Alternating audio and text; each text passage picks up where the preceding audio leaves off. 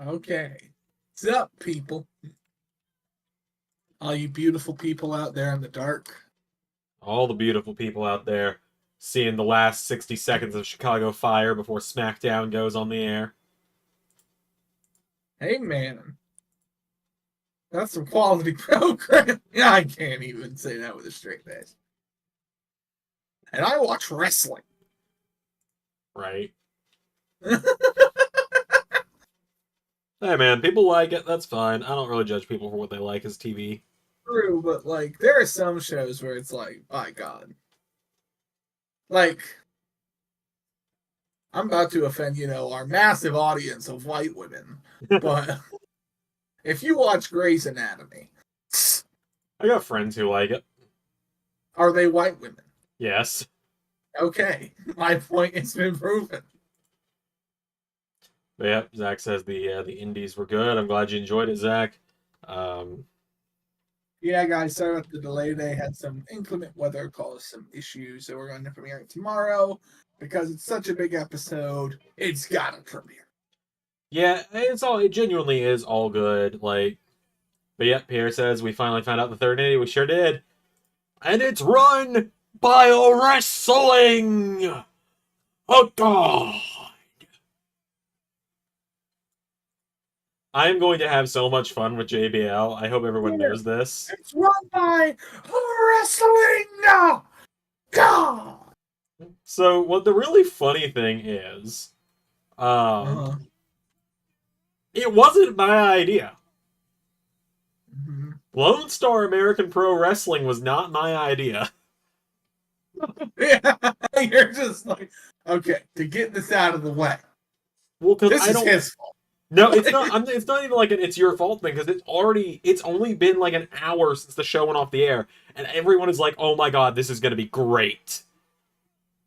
Pierre, no, I cannot make the slogan for Lone Star "Make wrestling great again." I cannot do that. No, no, we cannot. Unfortunately, we cannot be that over the top with it. Like, funny as that might be in some scenarios, um, I don't want any kind of link to that thing on the LS11 universe. Yeah, nothing like overtly like right wing, nothing overtly political in general. Like, Yeah. Like, it's kind of one of those getting things where it's picked like we off make fun by of one Big side of Boy Randy. politics. We gotta make fun of both if we're gonna make fun of one side. I just don't really want to make fun of anyone, politics Yeah, wise, because it's so Randy overdone. Orton, Randy Orton's become a unit lately. He's a big boy. He likes to eat. He's verging on big truck territory. He kind of is. Yeah, I'm the judge. I am the judge of what makes someone a big truck, and Randy Orton is very quickly becoming a big truck. I mean, he's not. He's he's a Toyota Tacoma right now. Yeah. But right now, medium size. I mean, he's getting there. Really, JT? You couldn't believe it wasn't MLW. What makes you think that it wasn't going to be like I can't believe it wasn't MLW. What could have told you except for me saying for the last 6 fucking weeks it's not MLW. Xander, you are peeking the mic. I know. Thank you, Daryl. Don't hurt the beautiful people's ears. It's okay. I just needed to do that one, and also there you go. You've now got the screenshot of me holding the mic and screaming into it. I'm sure we can Photoshop all sorts of things. Oh yeah. Yeah. So I do apologize if I hurt anyone's ears with that one.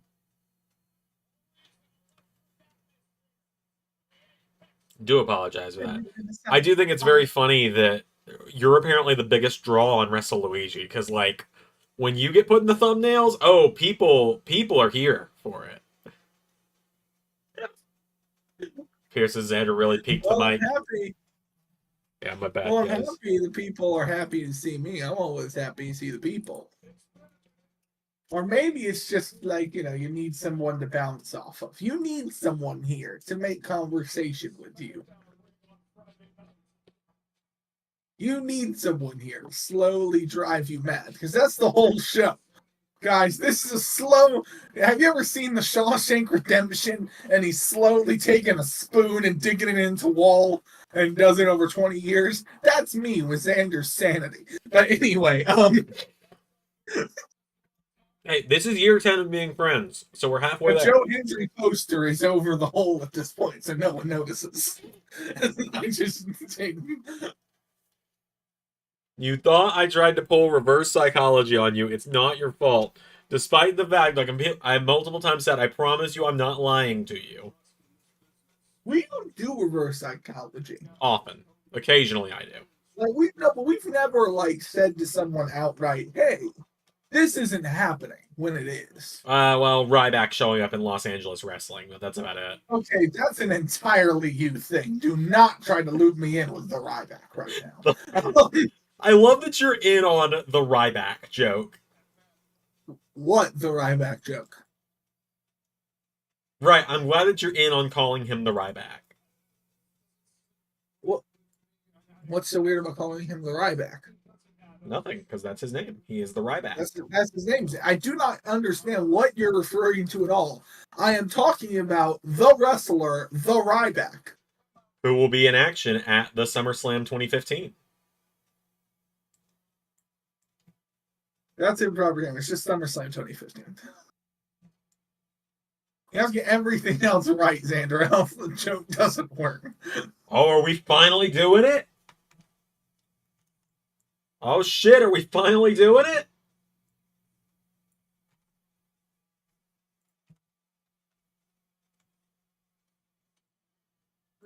You don't mind, could you come out to the ring right now and give me that explanation? Guys, I don't know, like, to me, it has to come in a moment of like heat, right? I don't know. You're coming out here just at the start of the show with the crowd. I'm not sure you're gonna do it tonight, you know? as in, like, are we finally going down this path of this story? Yeah, which I think it is a great story. I ultimately think like Okay. I ultimately think Randy Orton is Cody's path to Mania. If The Rock is not coming back, which I'm not sure he is at this point. That's kind of how I feel too. Because I'm sitting here like, okay, who is there for Cody to beat that really has that gravitas to him? Yeah. And there's a lot of people, but I feel like there's also people that need to be built up. And so like, for example, like I was part of that crowd who was saying, why isn't it Cody and Gunther for SummerSlam? That's the obvious match. But I do also understand the point where it's like, well, now when they do face off, it's going to be like this massive thing because it's like the two new guys who's become really big these past couple of years. So Randy, and ultimately, like, don't get me wrong, I love Randy Orton. I'm glad he's back, and I'm glad he's making such regular appearances.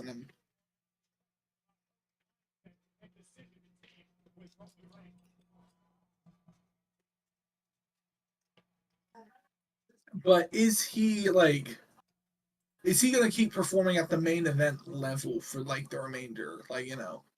Right. Or is it kind of his like? And honestly, I'm not sure you don't have Randy beat Cody for the title at some point. Because Cody is the kind of champion who could lose the title and a few months later get the title back. And I wish they would do that. Huh? I wish they would do that more often. Yeah. I feel like that comes from now like a kind of a really modern idea, which is almost like a lot of fans think once the guy has had the belt, okay, now it's time to see a new guy have the belt. Because it's always like the new guy has to have the belt. But it's like, guys, I feel like while that idea is always great because you're always thinking, okay, who's the next guy we're going to make? Who's the next guy we're going to make? Who's the next guy we're going to make? I feel like it ultimately hurts the belt when so many people have it. But I do agree that like switching the title like every few months can be great, but that's why you do it among a certain group of people. You know, for like, and I'm someone who says the time period is overrated, but the Attitude Era, who was trading the belt? Like 6 people. Yeah, 6. 6 people ultimately were trading the belt. Austin, Rock, Austin, Rock, Taker, Angle for half of it, Triple H, and then Kane. But only once. Kane only that one And time. Foley. Wait, no, and Foley. But ultimately, that's like, okay, we can take Kane out, we put Foley in. That's 6 people you're trading the belt around for Yeah. 4 years. And I feel like, and don't get me wrong, like, I don't think every fan thinks this way. I think this is us in our hardcore wrestling bubble where all these fans think, think a lot of weird things, Yeah.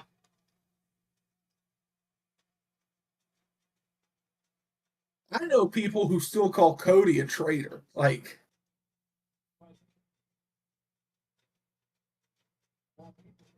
you want to know a clip that came out from that documentary the other day? Oh boy. This was a telling moment about just what's going on in AEW. Okay. Cody hugs him after his return at Mania 32, and he whispers to me, he picks it up on the mic, "Thank you for coming to get me." Oh wow. Yeah, like, that tells you how bad shit was. When you're telling him thank you for coming to, like, thank you for saving me, like, Yeah. which I don't like everything he's done. But I will give Bruce Pritchard the credit. He saw Cody. Yeah. Even when everyone else did, he still saw Cody. He saw the main event potential. Oh yeah. And Pritchard, he's been wrong about a lot of things, but there's a lot of key things he's been right about. Yeah, you're right. Taker, he was right. Austin, he was right. Cody, he was right. Kane. Pritchard came up with the idea for Kane. Oh boy, here we go. Are we gonna get the same thing for the fourth week in a row?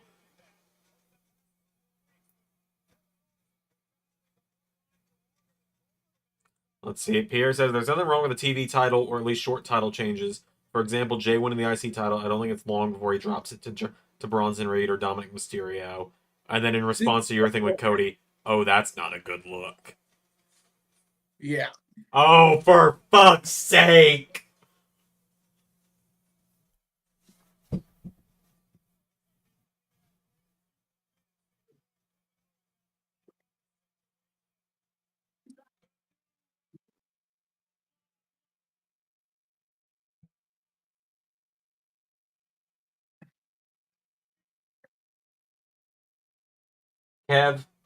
Kev, if you're listening, hi, it's me. It's Xander, one of the 3 identical strangers. You know that little faction me and Johnny Gargano did for a little bit of time. It's me. Just sending you a message here. Oh, I see what you just reacted to. Oh, for fuck's sake, man!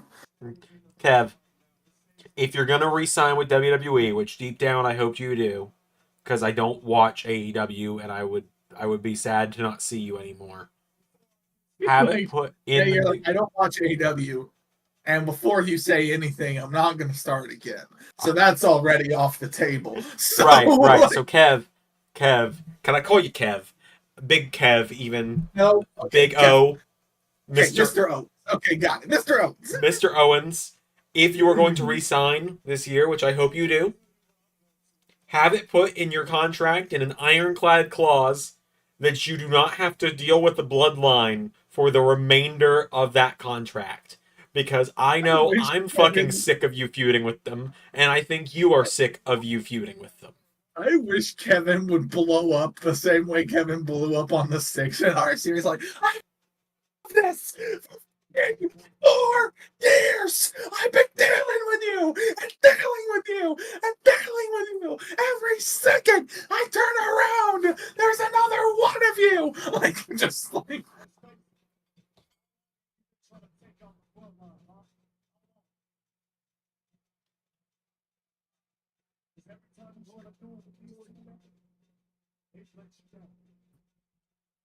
Zach asks if there will also be a Queen of the Ring tournament this year.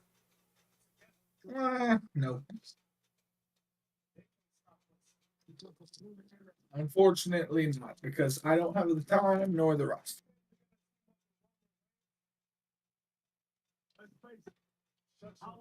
If I do Evolution 2 this season, which I don't know if I will, but if I do another all-women's pay-per-view this year, you and I will work it out, and I'll do Queen of the Ring for that.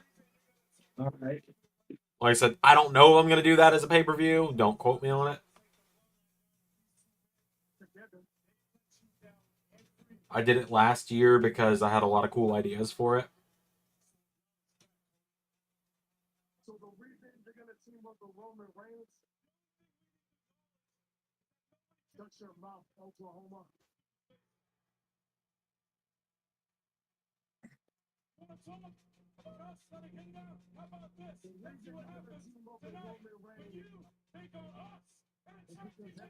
For fuck's sake!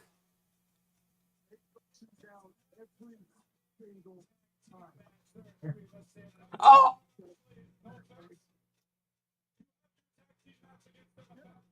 So,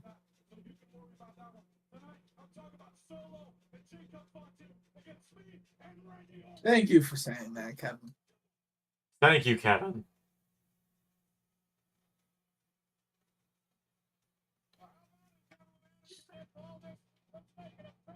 Kevin's gonna lose it when he sees Hikuleo. How many of you are there? Well, apparently Hikuleo's gonna start in NXT.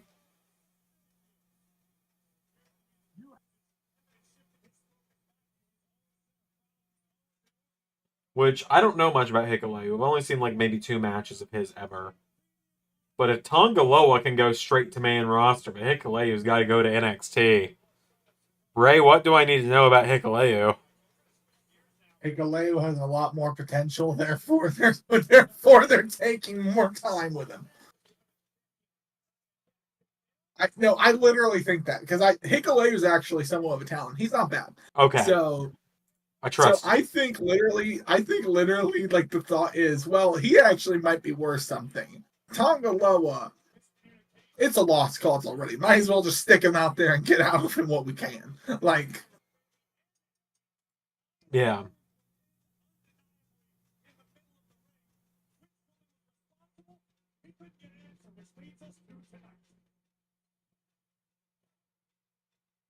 I don't understand. Last week you had the opportunity to get rid of Bailey or Naomi from SmackDown. But they're still here. And tonight, they're facing each other for the opportunity to face me for my. I don't get it. I don't understand. I don't understand. Tiffany, I do not understand. Can you please explain it to me? Explain it to me. Hey, yo, Naya.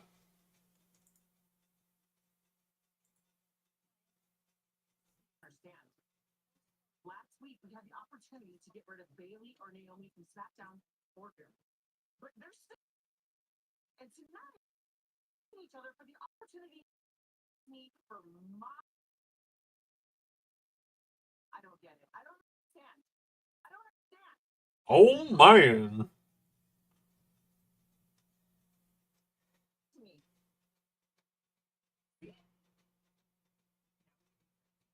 Naya, please. I was hurt. I'm sorry. They're going to turn Tiffany Stratton face through this thing with Naya, and I'm kind of here for it.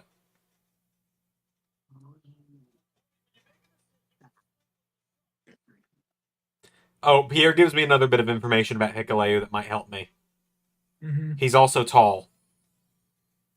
He's very tall. Did you not know that? Yeah, I've seen him before. I've seen a couple of his matches when he did stuff in TNA. And then he appeared on AEW Dynamite, like, once on the road to the first Forbidden Door. Back when I was still watching AEW.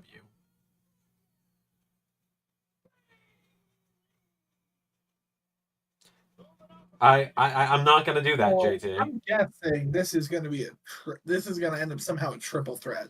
Probably. Tiffany's going to show up and attack both of them and try and fix things for Naya. And then Nick Aldis like, well, you're going to just have to face both of them. Yeah, and then somehow Nia will do it, and then Tiffany will cash in on the weekend night. I feel like they're gonna build it a little longer than that. I don't know. Here's the thing, Xander. I get that to a certain extent of like, oh, let's build this thing a bit. But you can't long term book everything. Like, Oh, wait, hold on. I'm getting someone on the line here about you saying that something to do with long-term booking. I heard someone said long-term booking. You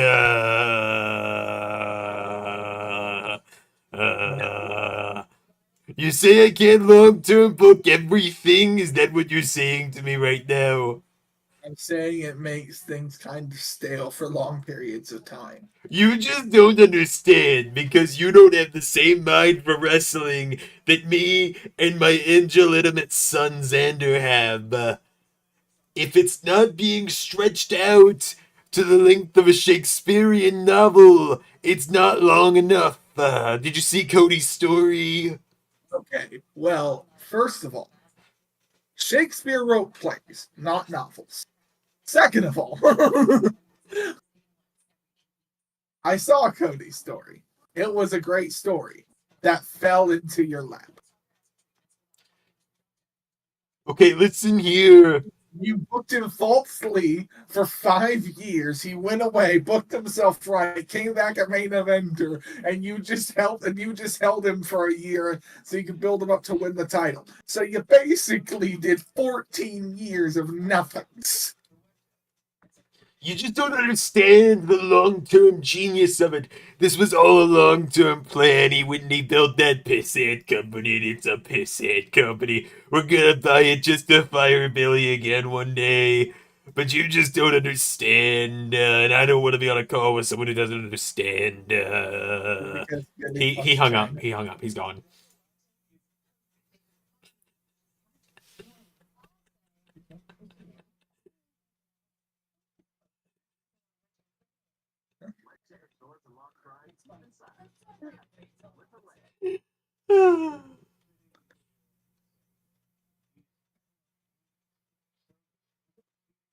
It's the dumbest bit, but it will never get old for me. Did you see? Did Jey Uso do something to the IC title? I don't think so. I saw something today where like he like put a bit more color in it.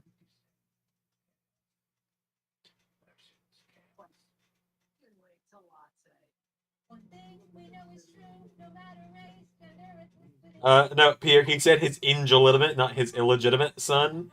I don't know what illegitimate means, but apparently there's a difference. Yeah, no, I don't see anything. I got you into American Dad. Yeah. I'm friendly with him. Friendly definition. Do not know it all. My husband and I are going to buy Netflix now, but Donald Trump's plan. But like, oh, they finally updated Cody's render on WWE.com. What was it? The old, like, you've seen Cody's old. It looked like 2007 Cody. With just a bad Photoshop dye job and the belt. Like, here, I'll send it to you real quick. They finally gave him a new render, and it actually looks like modern Cody with the belt. Like, let me find this. Cody looks like he just came straight out of, like, 2007 or so in his old WWE.com. So I guess it was a fake thing, but I found, like, this thing where, like, they photoshopped Jey Uso, and I was like, if they keep that design, it's a great design.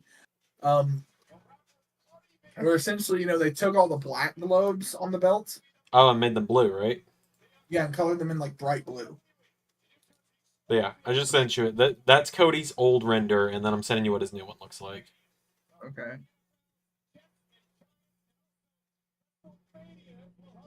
I mean, either one's fine to me. Just that first one is terrible to me. I'm a renders guy, you know that. Yeah. Which is why I was like really proud to show you a certain render a couple weeks ago, and you had like no reaction. You're like, nice. I was like, ah. I'm trying to remember when you sent that to me, But I think that was when I was going through a bit of a rough patch and was like laying in bed like one night or something. Because I've kind of started to take more time away from doing YouTube stuff, which is nice. And just like Yeah. laying in bed and chilling out when I'm not motivated. Yeah.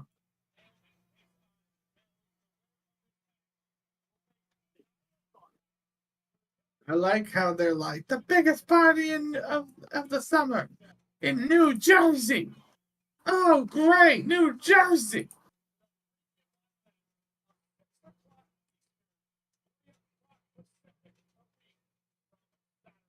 Oh shit! That starts at 6 p.m. on Saturday. Yeah. Shit, that's gonna make Saturday complicated for me. Well, it's not tomorrow. It's next Saturday. Yeah, well, that makes it more complicated. Why? I'm going back to my home. I'm going back to our hometown for a while on Saturday next week. Ah. My college is doing like a big alumni event. It's their big alumni event they do every year. Unless that's the kickoff show that starts at 6. No, they were saying 6-3, which I'm thinking they may start like shows earlier now to try to better like coincide with the international market. Yeah, let me see.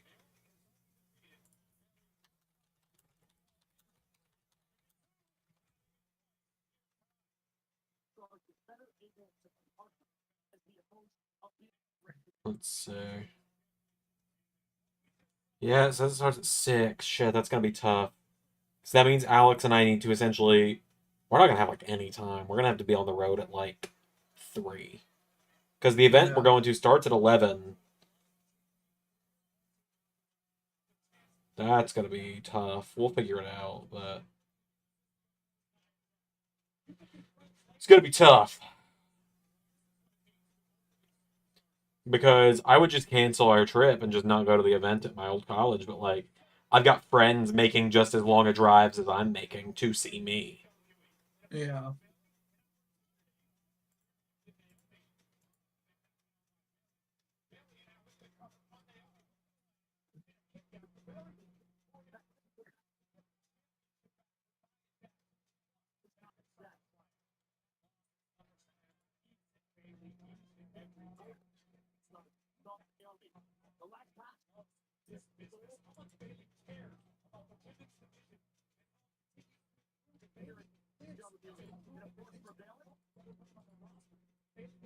I'll figure it out though. I'm a smart guy. Yeah. I mean, the event's from 11 to 1. So we should be able to get back. They only has Uno gear on. I just realized that. Yeah. That's fucking awesome.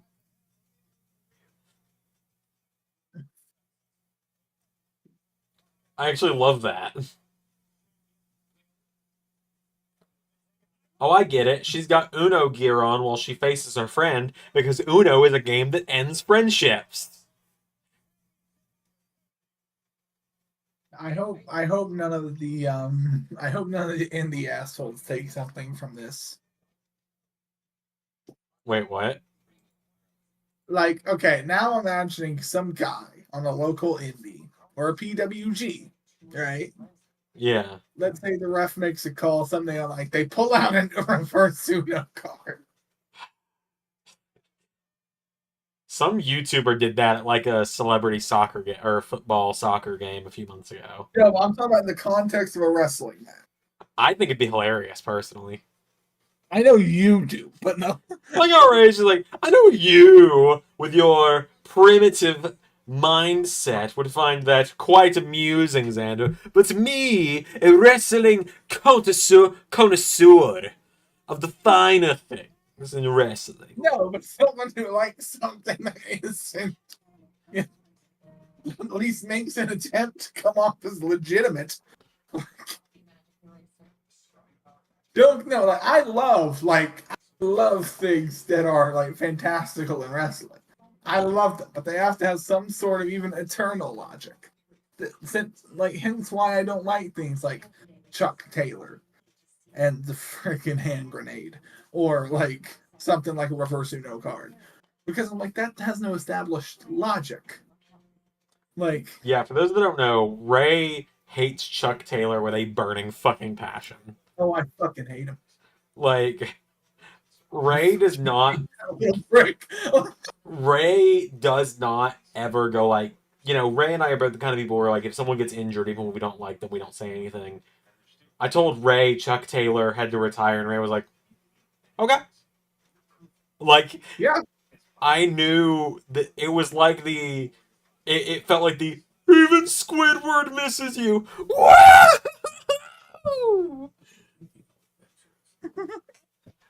No, Even like, Ray is sad you have to retire. no, okay, look. I'm not joking. happy. I'm not happy a guy is hurt. Okay, I don't want it to make it sound like that. Every transgender. I just have a question. Yeah. What difference? What money? What people? What percentage of the audience ever came to see Chuck Taylor? Did one fan say, "Oh, I'm not going to that show because Chuck Taylor isn't on it"? No. What did Chuck Taylor do to hurt you, Ray? The audience The wants to know. grenade spot. That's where you draw the line. Yes. You had Orange Cassidy beat Jack Perry with his hands in his pocket, but Chuck Taylor doing a hand grenade move is where you draw the line. I did it for them. Don't imply I liked doing that. You did it. There's a lot of things I do. Okay, but here's the thing. At least Orange Cassidy kicked him. Chuck Taylor threw an invisible hand grenade. Did not actually do anything that looked like an actual fight or any actual thing you would do to win a fight. And everyone sold it. It's dumb. I feel like the fans are clicking this like, why are Dad and Dad fighting? We're not fighting. I'm just right. That's Oh, fuck you.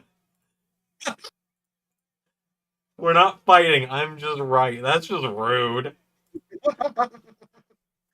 That's just rude.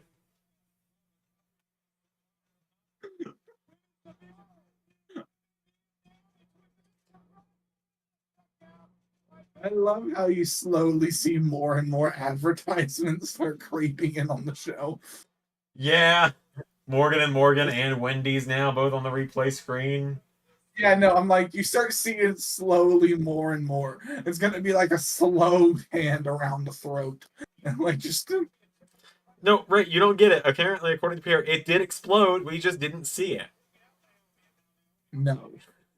That's why they sold it. Oh, no, that was JT that said that, not Pierre.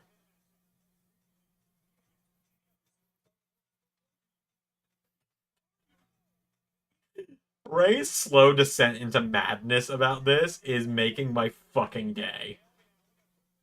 It's not a descent into madness. It's a descent into reason. Okay? I am reasoning with all you unreasonables out there who like this. Like I said, did Chuck Taylor ever make a difference anywhere he went?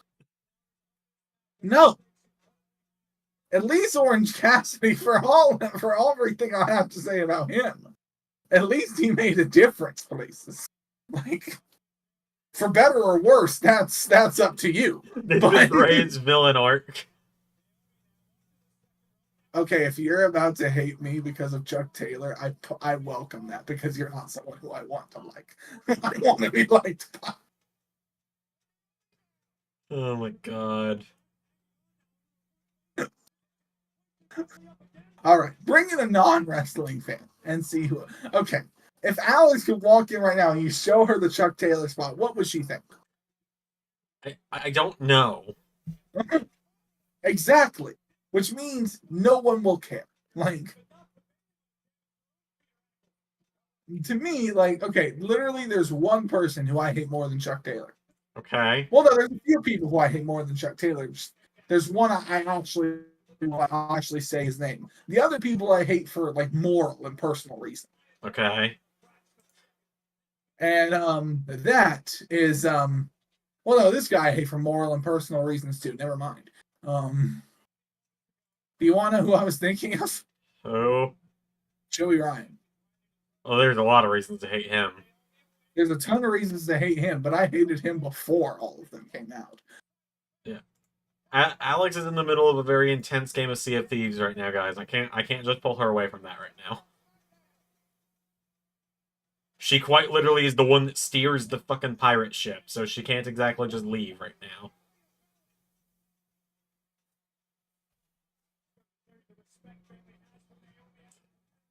Also, my wife is not just like some test subject I can just go and summon. I wasn't saying that. Alright, I well, was there we saying go. that if you showed Alex that video, she wouldn't find it all that amusing. She'd find it stupid.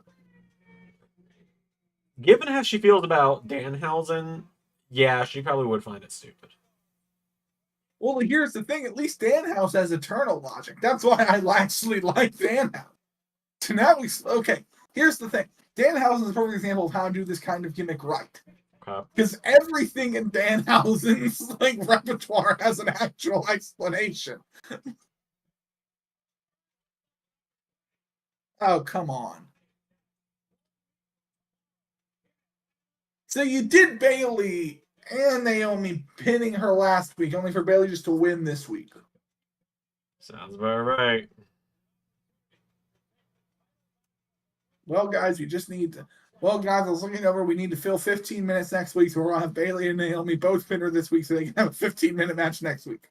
Sounds about right. So is this building towards a Naomi heel turn? I have no idea, man. Because they're really playing up that like Naomi has not won a title in 7 years. Like, you know? Yeah. They're really underlining that.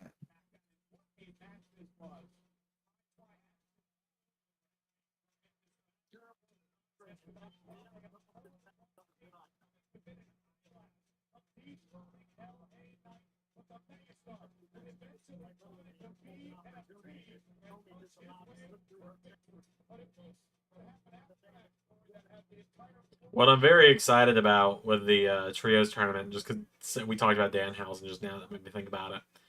So the Trios tournament is underway now. I do feel a little bad that we are 1 week into the tournament and there has already had to be a substitution. What happened? Shane Taylor Promotions could not compete because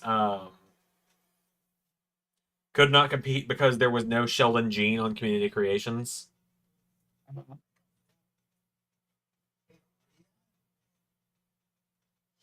So they were replaced by the Lucha House Party of Samurai Del Sol, Grand Metalik, and Lince Dorado today. But let's see. So, all right then.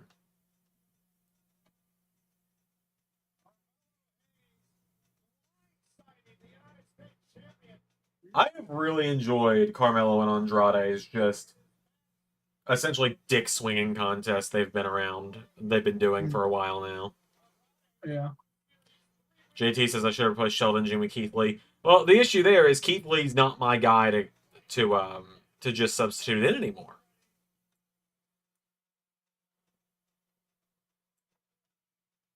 Like, I can't just go, all right, I'm going to use Keith Lee now because, like, Ray's got control over Keith Lee.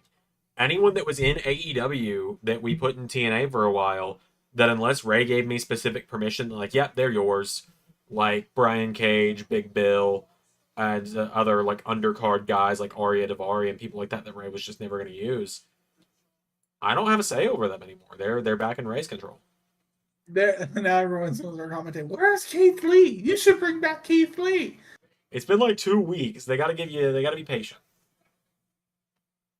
Couldn't have asked him. No, I couldn't because Ray was having internet problems and all of our messages go through internet, so I wasn't sure if I'd be able to get a hold of him. Yeah, and also the file's pretty big, so. Yeah. It's just a lot of things to do, and I couldn't really get it on my So, like, guys, to give you an idea, it's like it's on my computer, and my computer can't connect to the internet. Like, so Right. Well, he was talking you're about just I couldn't have asked you to let me use Keith Lee today. oh, But it's also like I didn't want to link Keith Lee and Shane Taylor Promotions because then you would have had to link Keith Lee to Shane Taylor Promotions. yeah. But yeah, so like let's see. Looking at the bracket, so we already know the first of the round 2 matches for the trios titles, Okay. which will be Blackpool Combat Club versus the Nexus. No fun. Um, but there's the 4 SmackDown teams involved with Next Wave versus the D'Angelo family and Legato versus Imperium. Those happen tomorrow. Those both happen tomorrow? Yep. There you go. So you guys will know the entire second round of the left side of the bracket tomorrow. Yeah. That's pretty exciting. And then the right side of the bracket, LWO versus Bullet Club, Major Maple Leaf Pro, which is Finley and TMDK. That will probably happen not next week, but the week after on Raw, most likely. And then next week on Raw, unless I've got it double booked on accident, the OC versus Hiroki Goto, Katsuyori Shibata, and Tomohiro Ishii should happen on Raw. Hiroki Goto. Yeah, Hiroki Goto. He said Hiroki Goto. I know what I said. Hiroki Goto, Katsuyori Shibata, and Tomohiro Ishii. Hiroki Goto, which is both wrong. It's Hiroki Goto. Anyways, Goto, Shibata, and Ishii against the OC will happen on Monday. The Rascals versus Blackstone Empire will happen in 2 weeks on Los Angeles Wrestling. Gates of Danger versus Orange Sharkhausen. Shoutouts to Ray for letting me use both Danhausen and Orange Cassidy for that clusterfuck of a team. I literally said, like, I said on Wednesday, it's like, hey, that's right. Well, not technically, not yet. Danhausen, Orange Cassidy, and Sharkboy. Wait, I'm sorry. You got cut off for so much of that. What was it? I said yesterday when Blackpool Combat Club won the match, I said, AEW's official representative team for this tournament. I was wrong. We have one more. One more still in the bracket. 2/3 of them, yeah, because Shark Boy is Maple Leaf. But yeah, you're right. 2/3. But they have the AEW logo on their thing. They will face Gates of Danger on the debut episode of Lone Star American Pro this upcoming week. Just the idea. I know you're booking it how you have to, or just JBL going, I want this. Like, this is what I want. Put Chris Danger in there with these 2 guys. And put him in there against fucking Danhausen and Orange Cassidy and Shark Boy. Okay, well, the other option. Dallas. The other option is a team of a German man and 2 Australians against 3 Latinos, and I don't think JBL would be very on board with that one. Don't know why, but I don't know why either, man. JBL's never even been to the southwest border. What are you talking about? No, the funny thing is, we've flipped JBL. We've done a South Park with JBL. He hates Canada in LS11 universe. Like he showed. I don't know if you've seen it yet, but he showed up. I know you say it normal. And I know Scott DeMoore is great and everything. Now a part of me wishes Scott DeMoore talked the way Canadians do in South Park. Yeah, Mustang, you want to come in here to my promotion and do this to me? Well, it's not going to be allowed, Sonny. Okay. Mm-hmm. Yeah, no, JBL, I don't think you've seen it yet, but the end of Maple Leaf, JBL shows up to confront Dustin Rhodes, and he says, I can't believe I have to make this announcement in a shithole like Canada.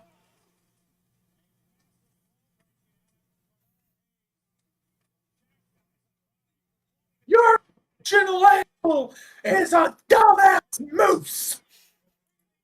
And I think JBL, like, I just think going full South Park with it and having JBL hate Canadians instead of hating Hispanics is a far funnier thing to do because it doesn't toe any racial lines. No, that's what's funny about it. Pierre also mentions JBL clothesline the absolute shit out of the NWA champion Dustin Rhodes. Damn right he did. Don't be shocked to see me do a JBL match at some point in Lone Star. Don't be shocked if I do it. Like JBL's not going to be fighting. Here and say you're disgusting, dude. You cover potatoes and gravy and cheese. Have you had poutine though? No, I can't say I have. Okay.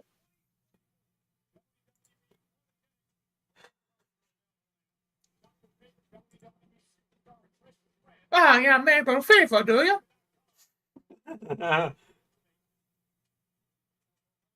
Have you seen that episode of South Park? Yes, I have. That's one of my favorite ones. Just how in love he is with this Canadian girl. It's so stupid. South Park itself is just stupid, but I just absolutely love it. What seems to be the officer problem? JBL should have the manifestation entrance. That's the entrance where like the person literally levitates down with their arms extended.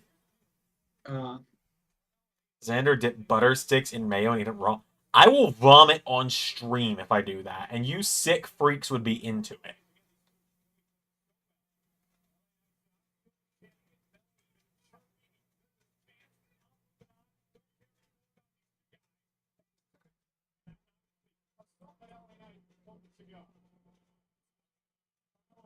You sick motherfuckers would be into that is the worst part.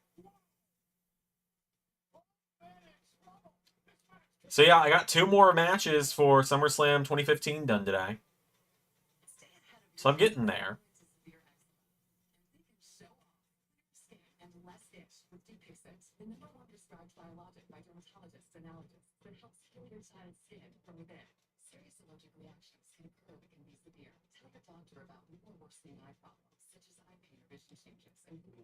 SummerSlam 2015 is going to be fun. No promises. I'm going to try and get it done tomorrow to have it out on... to try and have it out on Sunday, but don't quote me on that, everybody. Pierre says, vomit's not my thing. Don't lump me in with them. It's mainly JT. It's mainly JT when I say things like that. JT is like the most unhinged commenter I've ever met. Other than me. Well, you're not a commenter. You're just part of the team. I'm just a voice.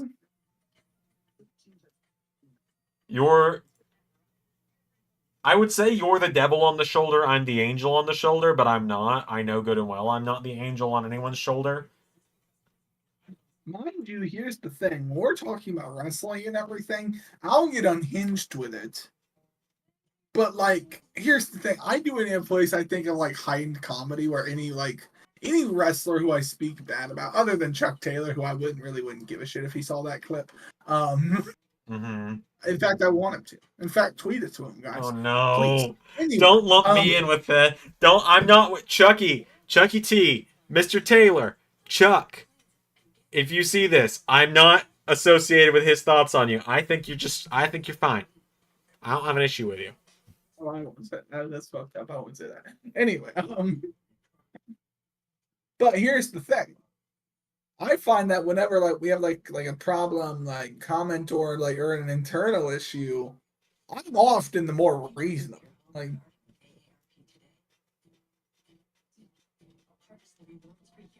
Xander has just stopped caring lately. I'll still try to be civil sometimes. Ray versus Chuck Taylor for the grand title. That's a fantastic idea. God, no. Chuck Taylor's going to come out of retirement and challenge you, Ray, for the LS11 Grand Championship. As long as I know sell the grenade spot, I'm fine. Write that down, write that down!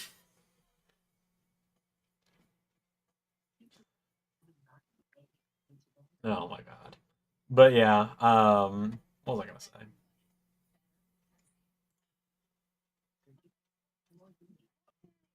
And I love characters in wrestling. For example, the Outrunners are fucking fantastic.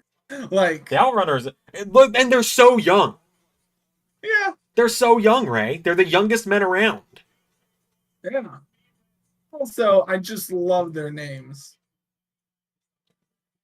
Yeah. Yeah. Turbo Floyd and what's the other one? Something Magnum or Maverick. Someone described them as an NXT 2.0 gimmick that made its way to AEW, and I've never heard it described better. I kind of disagree. I was like, this is something from the 80s. This is an old tag team from like the 80s or something. They're just so good. They're so funny. Truth Magnum. Truth Magnum, yeah.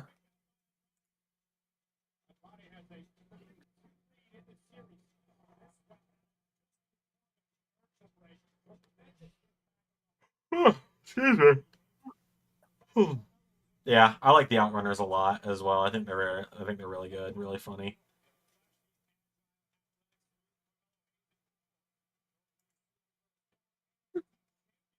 That would totally. Someone just suggested a storyline where it's revealed that the Outrunners are actually the guns from 15 years in the future. That's amazing. It's brilliant. That's perfect.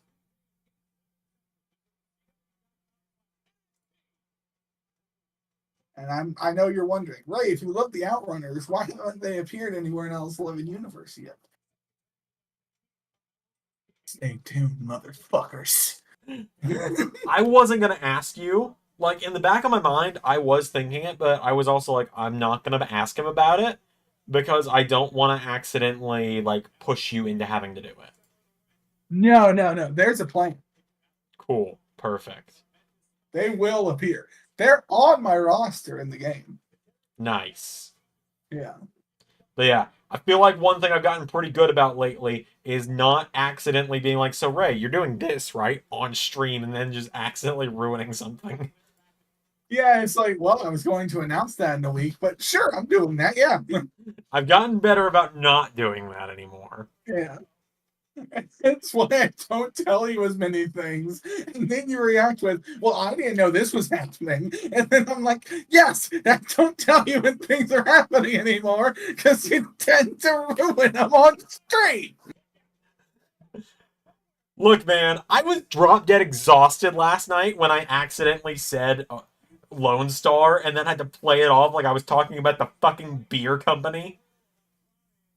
Oh, I would have fallen off with the Spaceballs character. Um, Peter says, Outrunners versus 2.0. You want a taste? You want a taste? I would want a taste of that, Ray. I would very much want to. Ray, if you ever don't want to voice Daddy Magic Matt Menard in LS11 Universe, you just send me a message. And if you think that the unhinged things you much right now, I hate to inform you, buddy. what was that? They're not really doing much at the moment. And yet, when I wanted them, when we were closing up Ring of Honor, you were like, "No, I'll probably do something with them." Well, Xander, I still would have them now anyway because you would have taken them to TNA. Well, they could have gone to the Indies. They could go to Maple Leaf. They could go to LAW. They could go to. They could go to LAW and be the Xander Appreciation Society. No. You're like, I will give them to you if you do anything except that, and I want an ironclad contract that says it can't do that.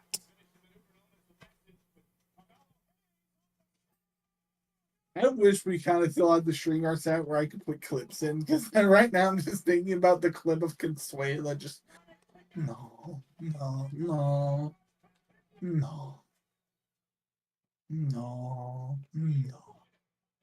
Yeah, on one hand, I miss having StreamYard for stuff like the clips. On the other, it's like it was just $25 a month for a Discord call with a few bells and whistles. Yeah.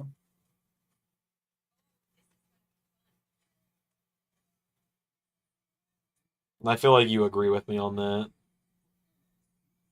Yeah. So have you watched the FNAF VHS tapes FNAF series on VHS. YouTube? Yeah, I think so. I was watching some clips from it. Yeah. Yeah. And do you know who makes them? The No. name is just incredible. Okay. The YouTuber's name is Swimpus McGrimpus. Hmm.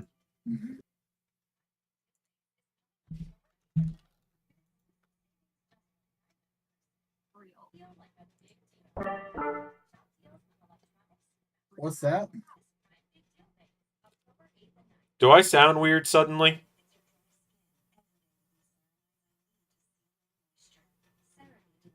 I don't know what that is. I think I accidentally turned on my voice mod. What voice mod? I think, does it sound like just like a bunch of Turn it off, like, please? does it just sound like a bunch of like grunts almost? Oh yeah, it's Sans from Undertales. Okay, so for reference for you all, everyone in stream chat has been like, no, you sound fine. Hold on. This is what Ray was hearing.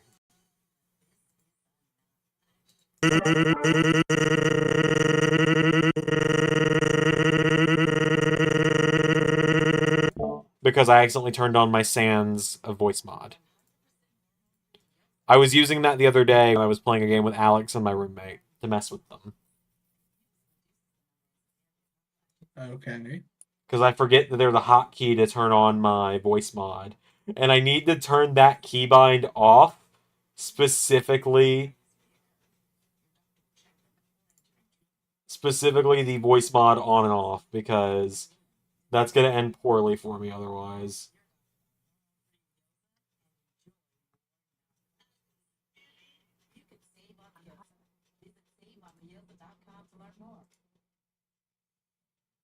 Future-proof your home and garden with AAR Gateway.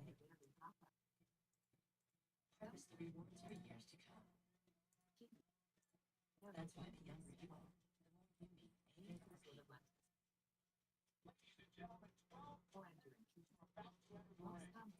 AAR. You need to be strong.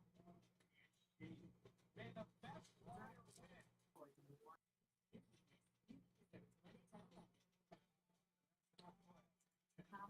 Oh man, I'm also going to have to work on Raw tomorrow. I just realized that. Yeah. And also, like, so something I was gonna say, like I was talking about in the chat yesterday with this whole thing with Shane McMahon. I feel like a lot of people are kind of like this weird thing about it, where I'm like, I could really like. I know a lot of people are being like, no, don't do it, but I'm also sitting here like, look, if you don't let him book, there is some benefits to having him around. Yeah. He's a known executive in a lot of companies. Like, He's smart when it comes to business. He's just not smart when it comes to, the business. with wrestling, and here's the thing. I'm not even sure if he's not smart when it comes to the business, or I'm just not sure that he is someone where if he's booking himself, he can't really like do something like that.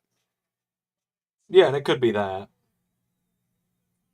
Well, and also you have to remember that like that whole like Shane Undertaker Mania 32 match, that was all Vince McMahon. Yeah, it was.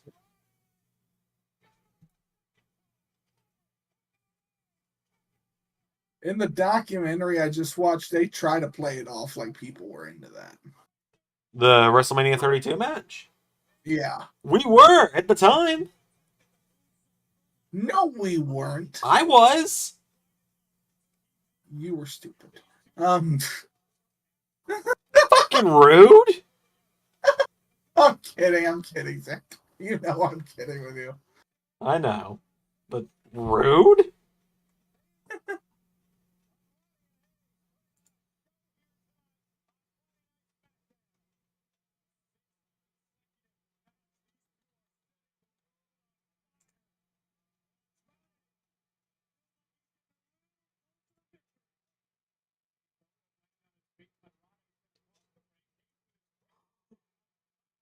It's weird how they can do Andrade and Mello. This is their sixth match against one another, and it feels completely different from each of the other five. Yeah. Like, it's almost crazy how in some cases they can do the same match so many times, and we're just to the point where it's like, okay, wrap it up. We've seen it enough. But then in this case, it's like, this is fantastic. I love this. Do it again.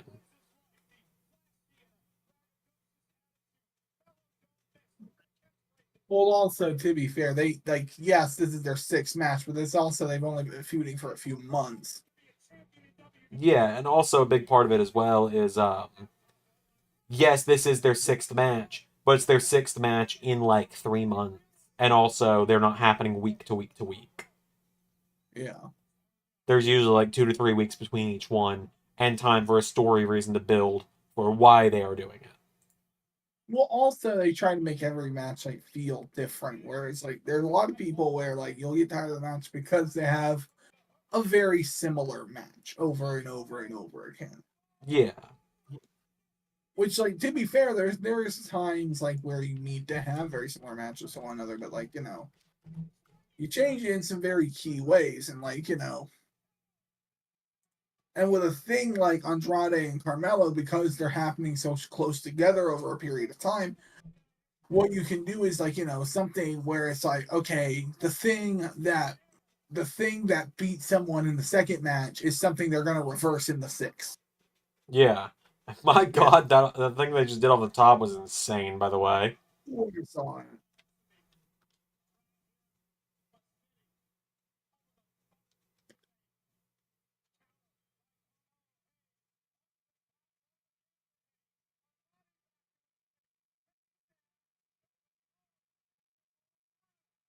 Oh, jeez.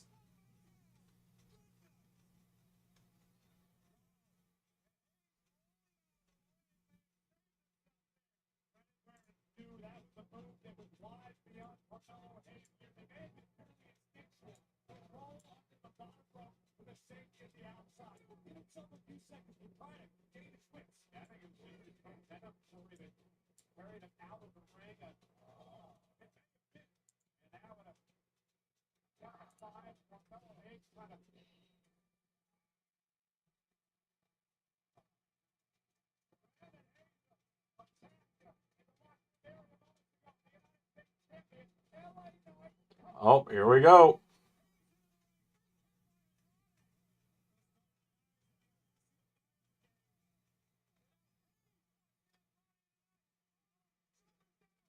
I've genuinely really enjoyed how they've just seamlessly kept this going by adding LA Knight and the US title into the mix as well. Yeah. Yeah. Pierre mentions Andrade's back elbow. It is so good. Andrade's back elbow is everything Jericho wishes his was.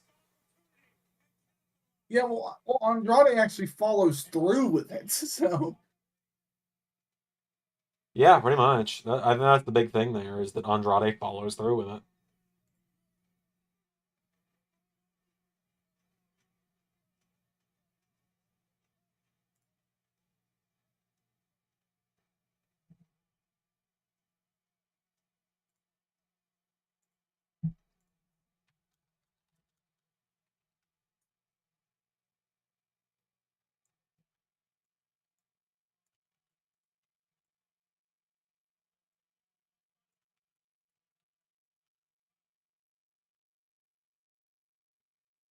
Huh. So I guess we're probably getting a triple threat match with these guys soon.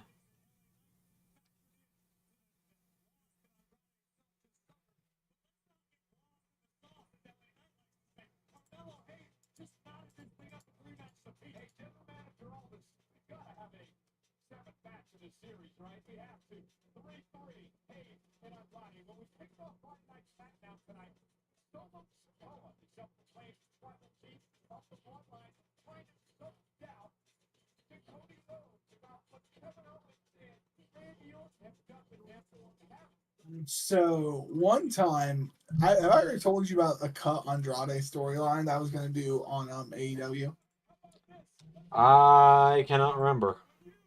He was gonna feud with MJF. Oh yeah, that sounds kind of familiar. And I had a cold line that MJF was going to throw out. Okay. He's like, well, buddy, after I'm done with you, I'm going to spend my night partying inside Charlotte.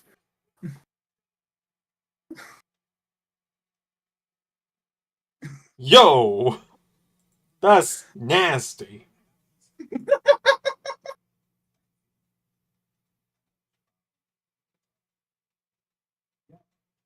North Carolina, you fucking dope.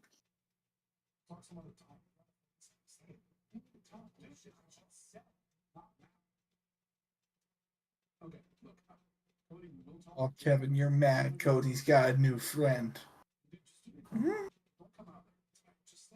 He still loves you just as much, Kevin. Mm-mm. Doesn't change that. Mm.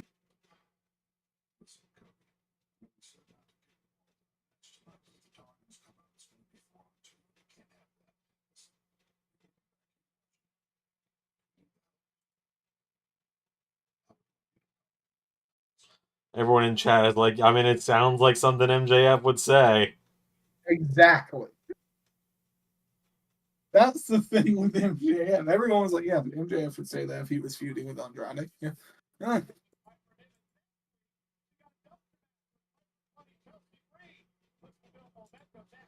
Yeah, Kevin Owens is a little testy about Cody being teaming up with Roman.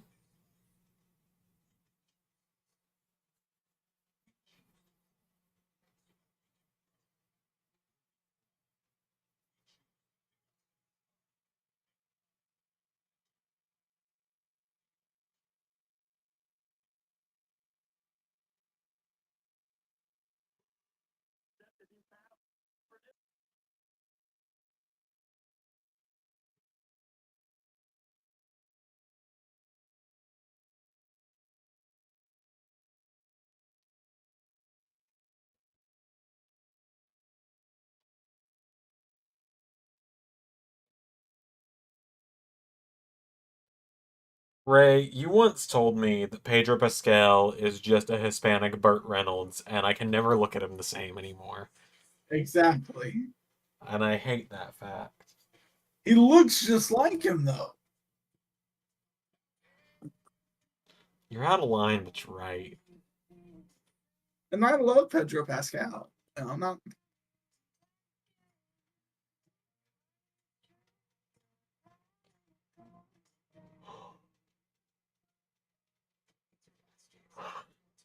He should play Burt Reynolds in a movie. I'd love it.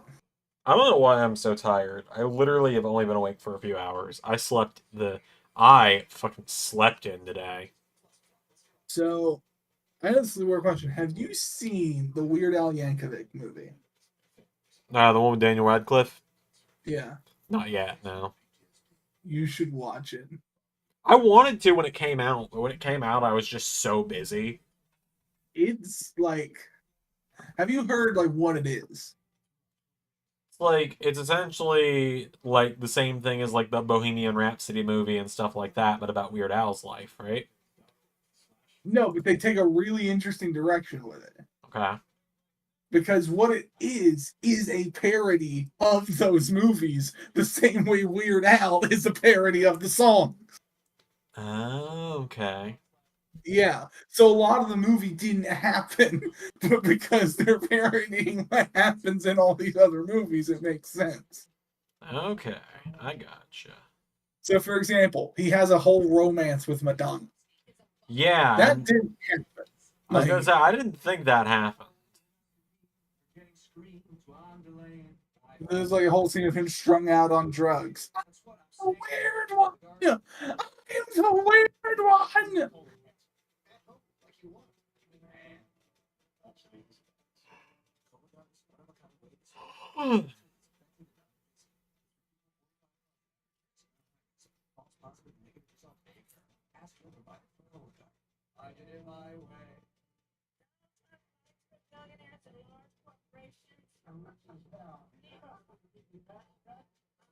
Fight to give money back to working and middle class Americans.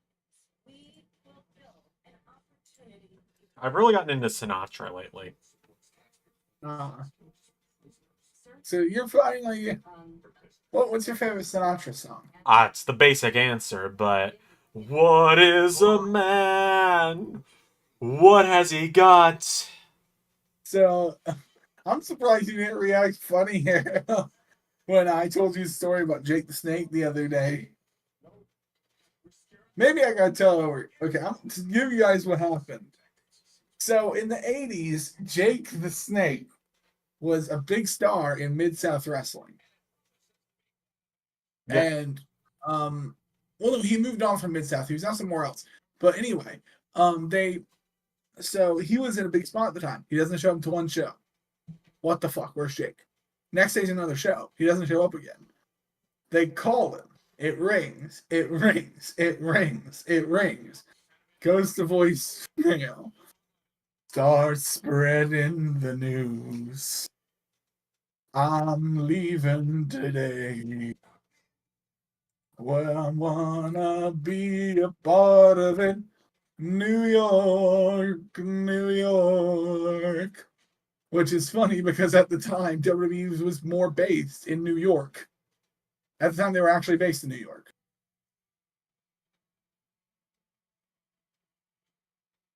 What are you reacting to? Hold on.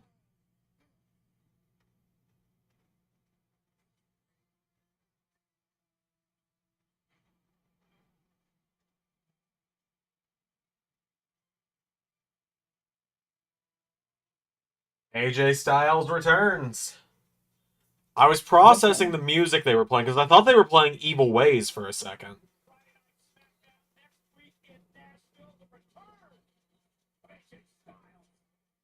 But no, it's just his like I was having to process what the song was, and then I realized it's just his Def Rebel theme.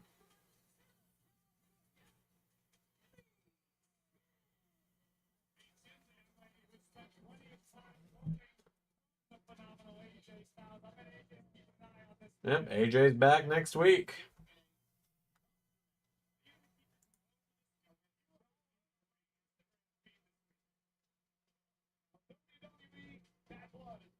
They're stacking up SmackDown for next week. Yeah, there's a bunch of stories of people leaving to go to the WWF like that. Gotcha. Have you heard about Junkyard Dog's story about how he left to join the WWF? No, I cannot say I have. He was sitting in the locker room, literally doing this. He's coming. All right. It's a wrestling war. We gotta fight Vince. We gotta be ready to defend our territory. He's coming, guys. We gotta go. We gotta fight Vince. Next show. Junkyard Dog's left to work for Vince, guys. Like, what the fuck?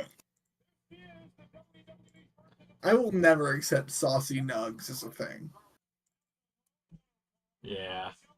That's gross. Why are you calling them saucy nugs? Call them boneless wings or call them nothing. I don't even like boneless wings as a concept because that's not true. They're not wings.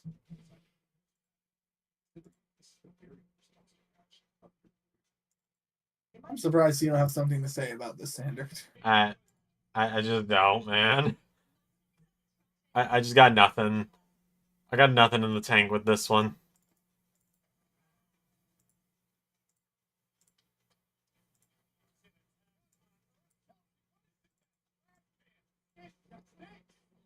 Why does Chelsea have a trash can? I know she's in the dumpster match next week, but why does she have the trash can? Okay, I found that this is the Photoshop picture of Jey Uso that came out with the new belt.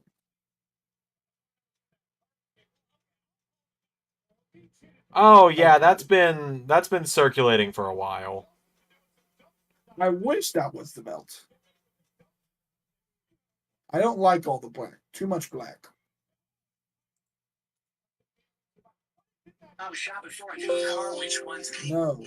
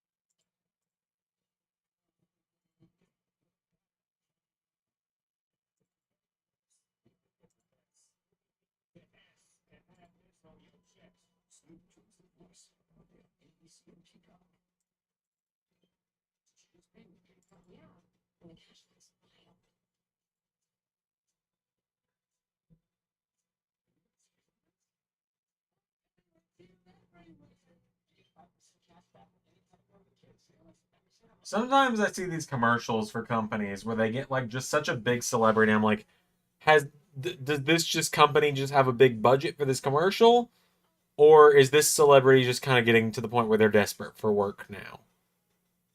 Are you talking about Will Ferrell? I am talking about Will Ferrell.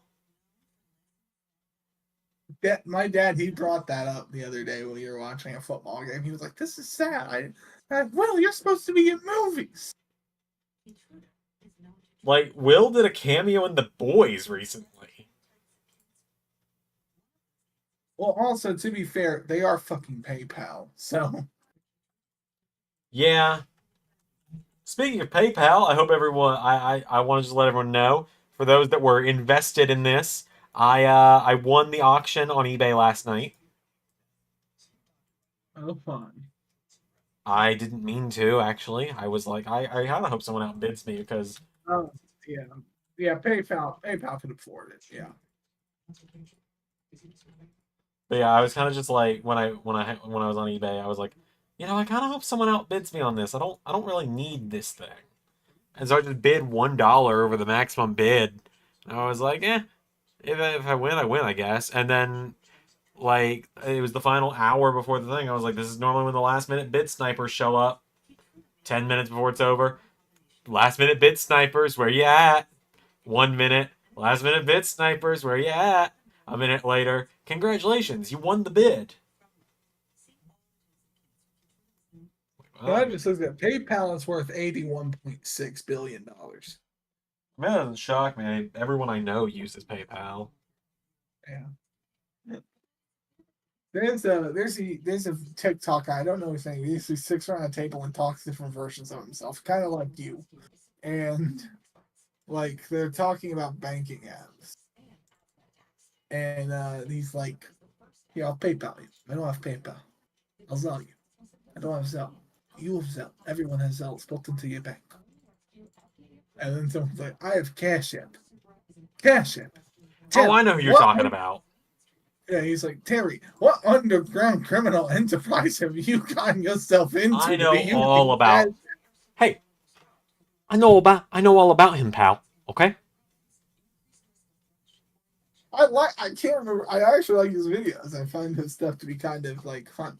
Yeah, hold on. I follow him. I know. I just can't remember his name right Good now. wholesome content.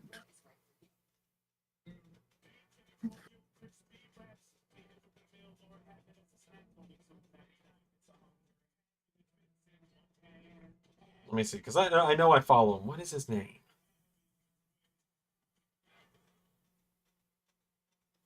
I think his name is like Sunny. Yeah, that sounds right.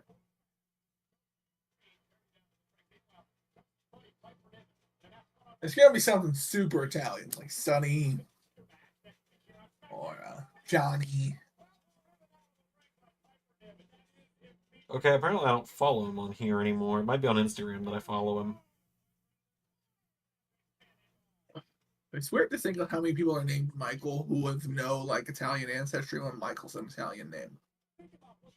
Michael's also just kind of a very standard name nowadays. It is, but like its origins are Italian. Connecting back to Michelangelo, like Yeah. I mean, it was It was an Italian writer who wrote Paradise Lost, which introduced the idea of Lucifer and Michael. Sam. His name is Sam. Uh, The real Sam. I cannot pronounce it, but yeah, I know who you're talking about. yeah. Yeah, this guy. But your bagel is not toasted. That's because I didn't toast it.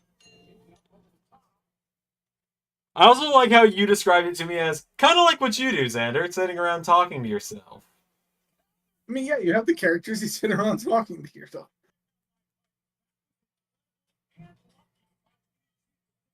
I mean, the funny thing is like, Derry, what criminal enterprise are you into to be using Cash App?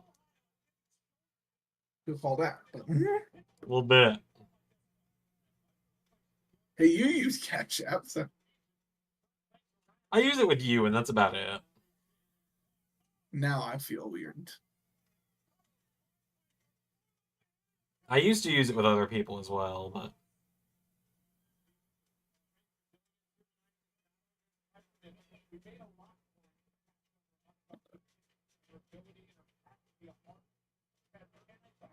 I love the crucifix slam that's become a thing recently.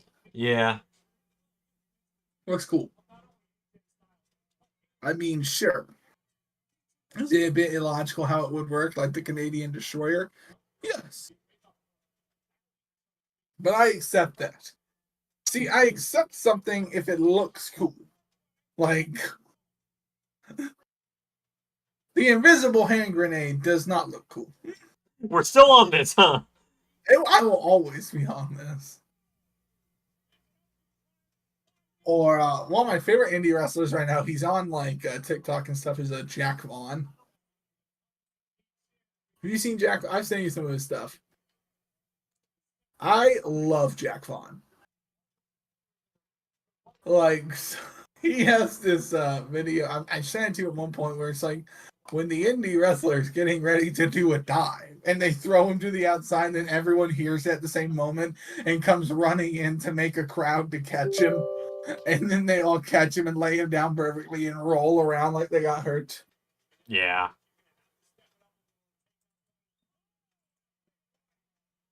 Also, I do apologize to everyone that is going to keep hearing my my computer make noises here, because it's either that or you don't hear. It's either you listen to my computer make a little bit of noise or you don't hear Ray, and I feel like you'd rather hear Ray. Yeah. Because I'm doing a There's little bit of also, modding stuff tonight. He posted something yesterday where it was like Jack Vaughn. It was like indie wrestlers getting ready for October 1st. And they were like just waiting by his calendar, waiting for October 1st, October 1st, October 1st. October 1st hits, taking 2025 bookings now. Yeah.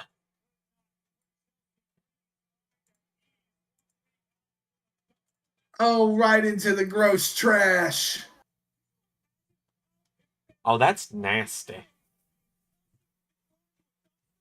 Hopefully this doesn't end like in a Roman dog food scenario like a few years ago. I mean, it is a dumpster match next week, so... That's kind of the thing.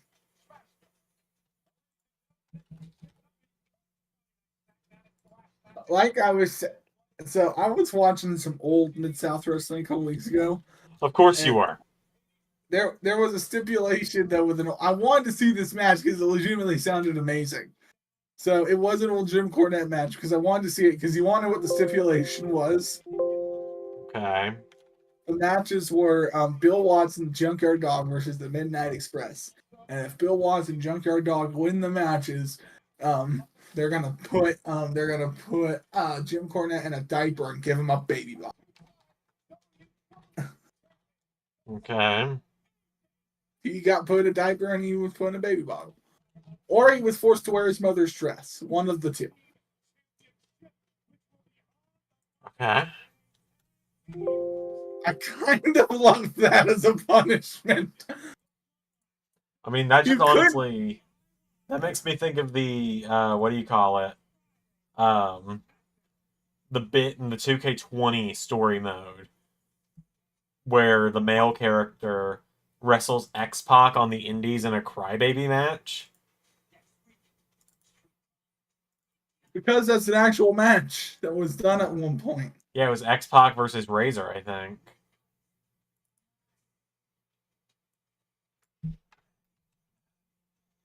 JT asks Ray, what are your thoughts on Vince Russo? JT's trying to poke a bear now. He's like, He's always trying to poke the bear. I think you know this. you know what bun do I impress? Vince Russo. Okay, here's the thing. I don't hate Vince Russo as much as I hate Jim Herd. And I know who I know what you're all thinking. Who the fuck's Jim Herd? Yeah, a little bit. So Jim Herd was the president of right after JCP closed in 1988 or 1987 and Turner bought it and it became WCW, right? Mm-hmm. Jim Herd was named the president. So he's the reason WCW sucked until 1995. He's the reason WWF got a 7-year jump on the competition. And ultimately, if you ask me, like, I think he did more long-term damage to the overall structure of WCW so that in time it did erode away. So I honestly think Jim Herd's as much to blame for the death of WCW as anyone else. Even though he wasn't around for the last 5 years of the company. Yeah. And even though they had success without him, it was just the structure he created. And he was just known as an asshole, so to give you an idea, he was the one who wanted Ric Flair to cut his hair and call himself Spartacus. He came up with the idea for the tag teams, the Ding Dongs. Have you seen the Ding Dongs? No, but I can only imagine it's similar to the Johnsons. No. It's not. It's so much worse. How do you get worse than the Johnsons? No, because it's not a dick innuendo. It's a clock innuendo. And a dinging innuendo. They came out with bells. And they used bells to distract their opponents. They were bell-based wrestlers. Hence why they were called the Ding Dongs. I don't know how to respond to that one, Ray, other than to say, what the fuck did you just say to me? Get out of my face.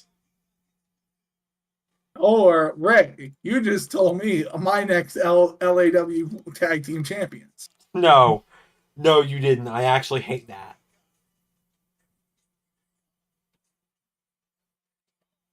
So it's funny. I will admit, Tribute has got to be one of, if not the best thing to ever happen to WWE 2K modding. Yeah. Because now when I want to do a retro show, I don't have to remember to overwrite a character with a retro version of themselves, rebake, take that retro version out, rebake again when I want to do the main series. Tribute just lets me add an extra attire to the character. So, like, for example, I'm going to be doing a retro show soon that involves mid or late 2000s, pre-2010s Bobby Lashley. Instead of overriding Bobby Lashley with his 20 whatever self, like 2008 or whatever self, I just now have a second attire for Lashley.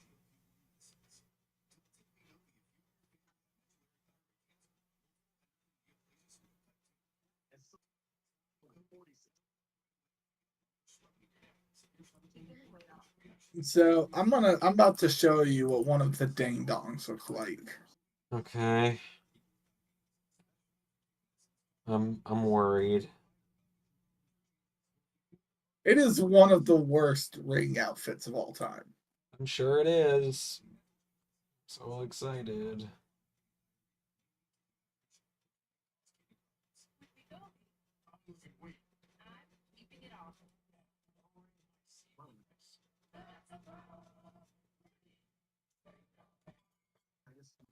Damn, I hate when this happens. It's always this point in the stream. I pick up my cup to take a drink, and I'm just completely out of water. Did you look at the picture? That's horrible. Yes.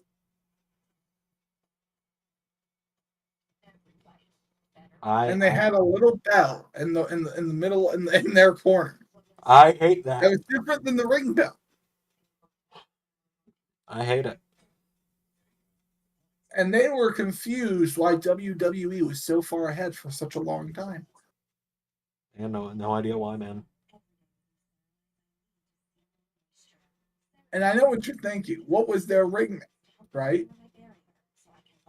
Yeah. They actually just kept their actual names. They were called like Evan Richards and their actual names, the Ding Dongs, and they dressed like that.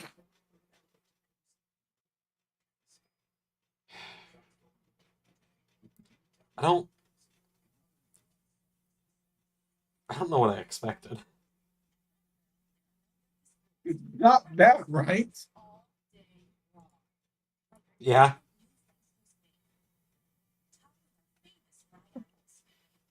I can imagine if you literally just had the Road Warriors and they had all the Road Warrior gimmick and aesthetic, but it was just their actual names instead of Animal and Hulk.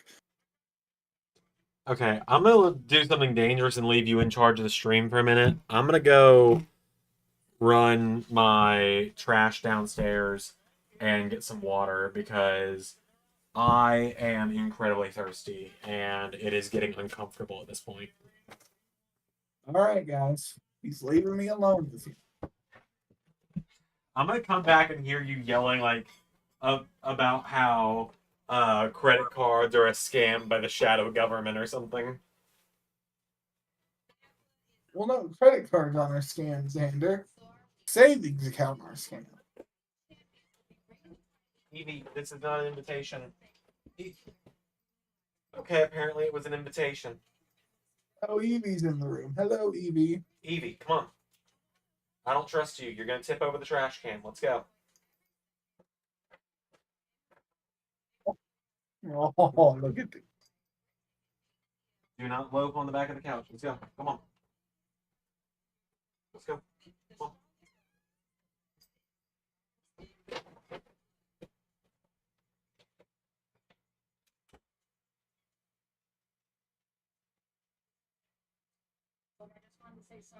So we're finally alone, people.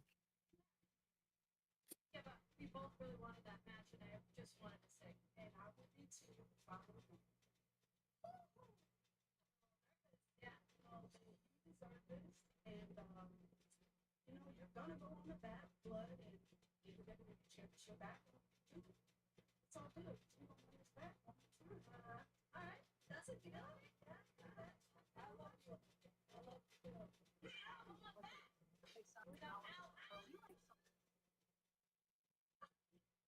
Both really wanted that match. Just wanted to say. Looks like you won't be facing Nia Badwood, and while you're sitting doing nothing with your pathetic little friend, hosting, you'll have the perfect view of Nia Badwood. Really? Well, since Nia will be doing Bailey, that means the little sidekick will be free to catch a beat down in the ring. I'm gonna go talk to Alice about making this match next week. That'll definitely cheer me up. Toodles!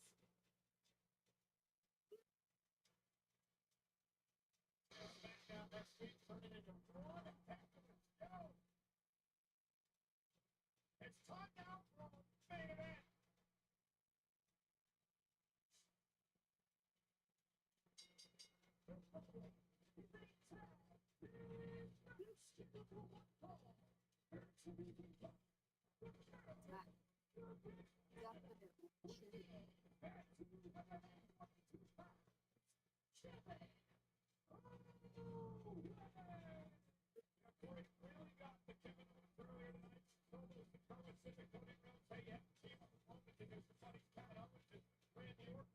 Let me guess. Here we go, guys. Kevin and Randy in another tag match against the Bloodline. Woohoo!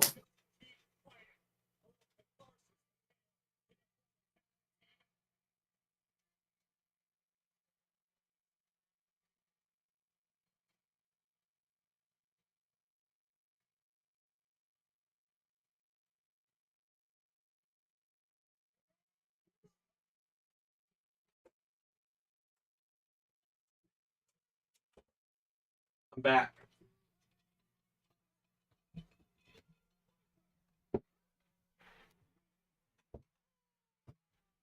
I was saying, who's ready for Kevin and Randy in a tag match against the Bloodline? It's such a fresh and new match. I really hope that there's bloodline interference in it.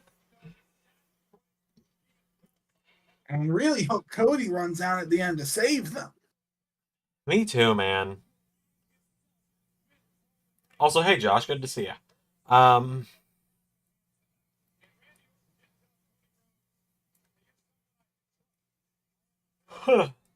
So after I have done SummerSlam 2015, I'm probably going to leave it up to fans.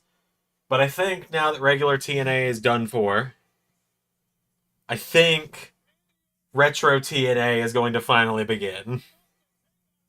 All right. I haven't decided if I want to just start all the way at the beginning and redo the very first TNA pay-per-view, the Gauntlet for the Gold, or if I want to just jump right in and do what I've been joking about doing forever, which is, I think you know, but it's along the lines of something like, you know, I'd say all men are created equal, but you look at me, and you look Samoa Joe, and you can see that statement's not true, and all that. Like, do I just jump in out of the gate, go full balls to the walls, sacrifice 2008?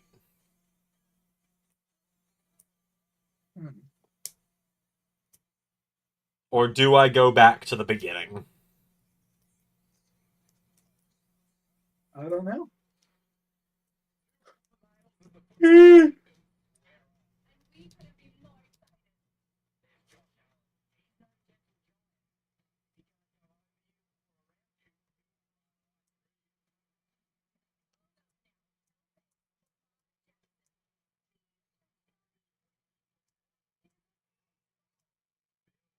Every time I see, have you seen Spaceballs?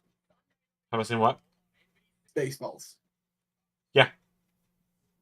I'm just reminded every time I see like a commercial for WWE and all that stuff. I'm just like, I'm reminded of the clip in Spaceballs. Merchandising. It's where the real money is. It's true, though. Yeah. Look at this. Yes, Pierre, I do mean a sacrifice.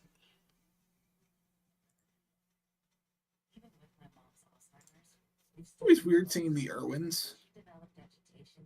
Because Steve Irwin's my favorite people ever. Yeah. Have you heard like about Steve Irwin's wife? No. So they asked her like, has she ever thought about like seeing somebody else or trying to get back out there in the dating world? And she said no.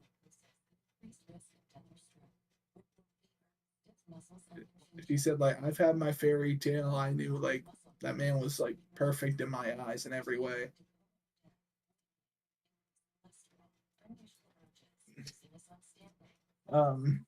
I mean, you see clips of him when he's talking about things like when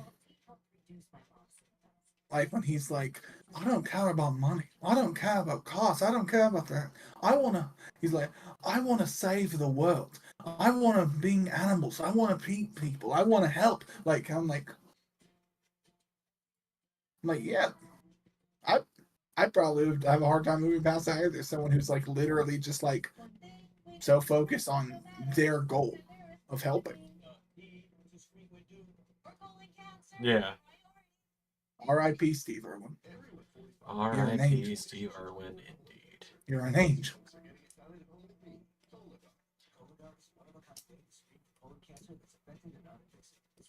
Am I the only one who's really tired of seeing the Dawn bathe like the little ducks who are covered in oil? No, I agree. It's like, okay, Dawn, don't try to say like it's like, are you trying to say like we're the only soap that's good enough? We're the only. Not every soap cleans oil spills off ducks, but ours do.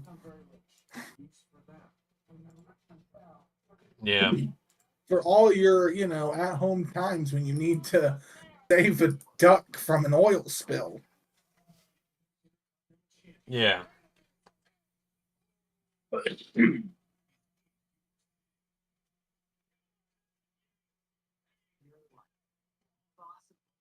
Anyone who eats a burrito like that, I immediately don't trust. Keep in mind, we're getting different commercials because we're on different networks. So I'm watching like the Wendy's breakfast burrito commercial.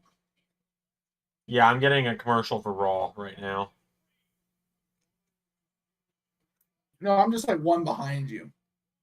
Well, my last commercial I got was a political ad. Okay. And then So before like they're that, showing it like the Wendy's, was. I can't remember so what the they're showing like commercial. Go ahead. so they're showing like the Wendy's breakfast burrito commercial, right? Yeah, no, I haven't seen that one. And this dude bites his burrito horizontally. Like, he's holding it long ways, And like biting into the top of it instead of eating it like. So essentially, he's holding it like this, and he's doing that. yes. No! Yeah, no, he's eating it from the side. What kind of maniac does that? Eat a burrito from the side.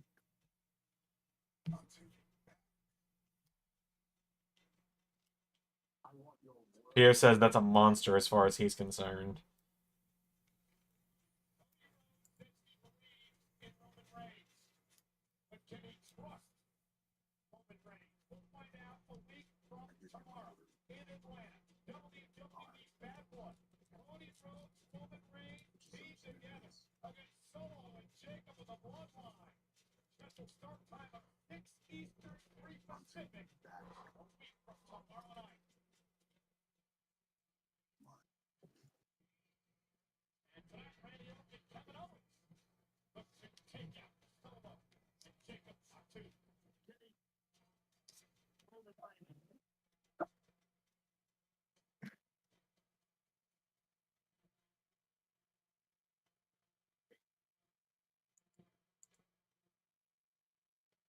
Oh boy. Bloodline versus KO and Randy.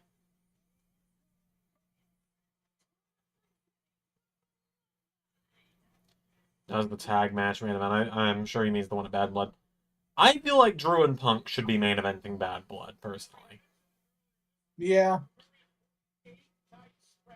I was also much more into Cody and Jacob in a one-on-one match than this. What was that? I was also much more into Cody and Jacob in a one-on-one match than this. Yeah. Which I get you don't want to do that yet, because I imagine like if Jacob does face Cody one-on-one, that's the situation where you kind of would want Jacob to win. Yeah, the thing with Jacob is it feels like they are trying to keep him completely protected because I think they finally realized that he is the I mean, anyone who was paying attention knew he was going to be the star the second he walked in. I mean, he just yeah. has.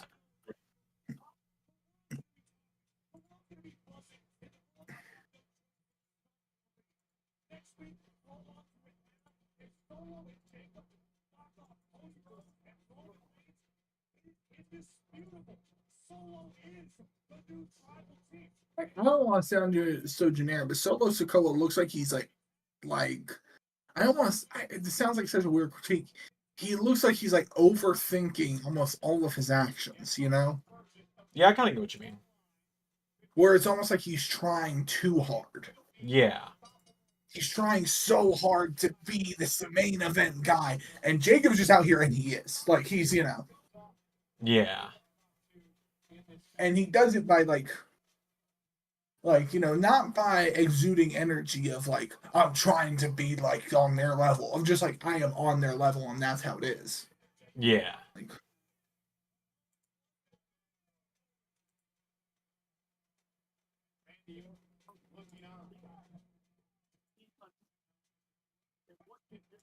Oh, we are for some reason. What's happening there? I know we've gone missing from stream. Okay, we're back. Oh, no, we went away again. What's happening? Okay, there we go.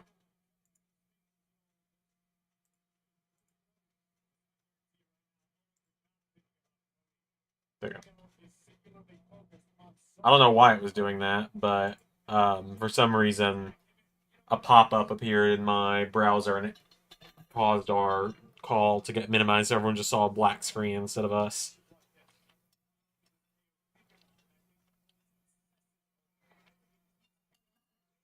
We got sent to the great beyond for a minute there.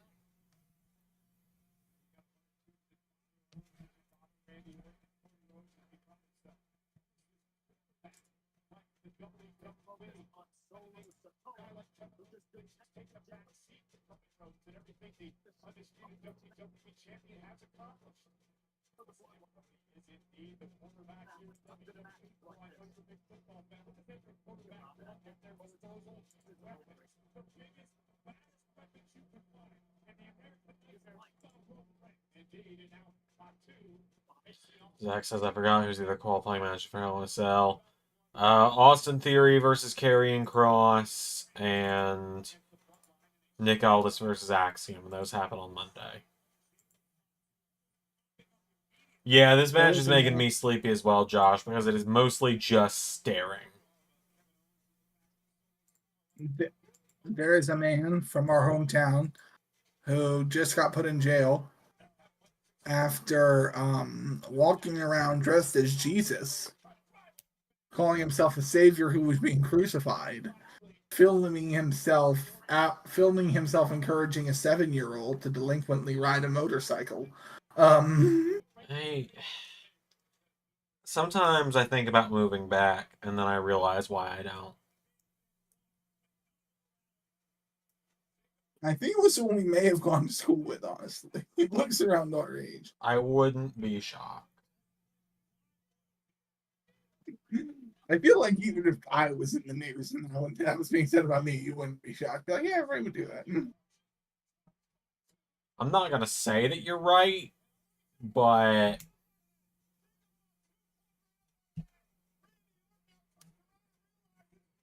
you probably are right.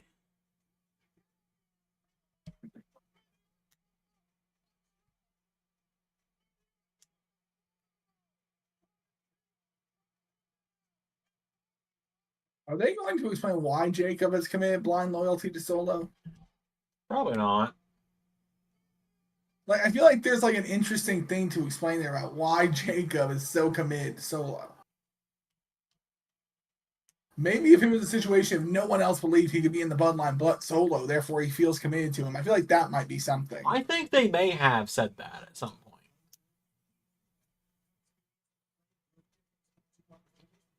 I genuinely think they may have actually said that at one point in the story, and I just have forgotten about it. Does the announce table just not break anymore? Not unless it's not supposed to.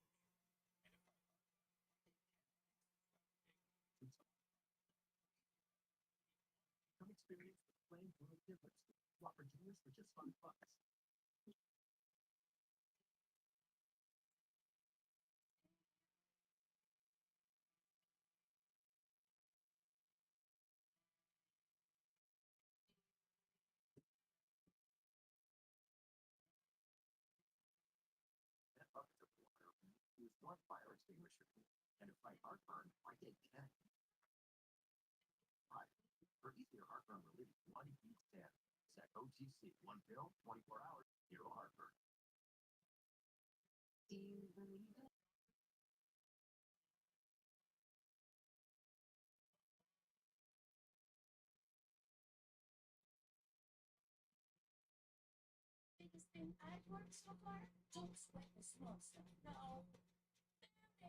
Finding my light. No, no, it's you. Just try not to answer between them for 100%.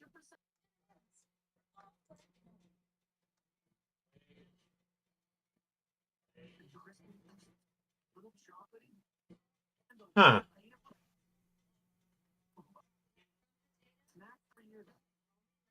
Apparently, AEW extended the Lucha Bros deals by adding injury time. Oh. All right, then. Specifically, they added Phoenix. Or they added time to Phoenix's contract.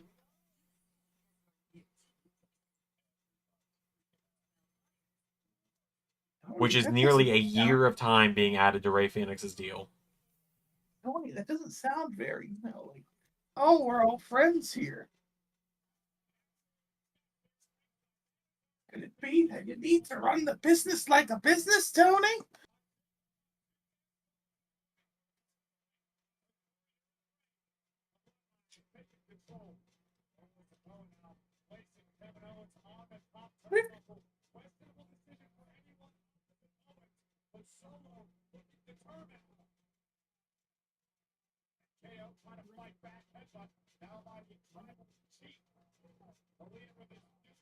Yeah, at least we're still getting Motor City. Hopefully, maybe. At the same time, this news came from Wrestling Observer, so take it with a grain of salt. Oh, true. Oh, wait, Sean Ross Sapp confirmed it. Oh, okay.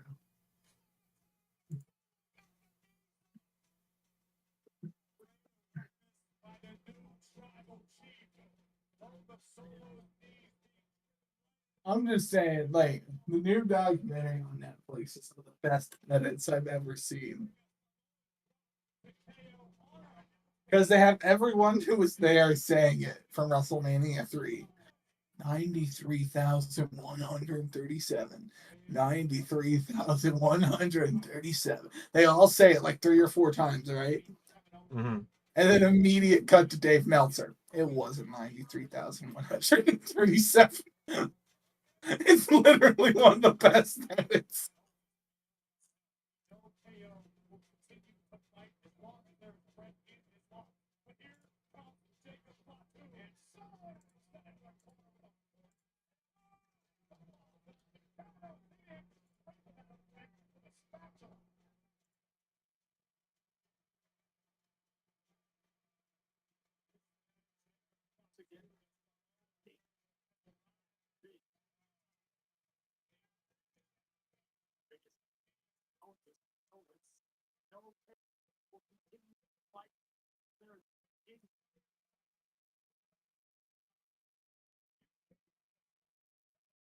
Apparently, Malachi Black's contract is up beginning of next year.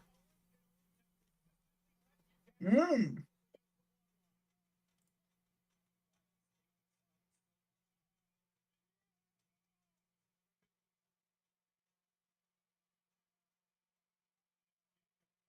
What do you think he's going to do?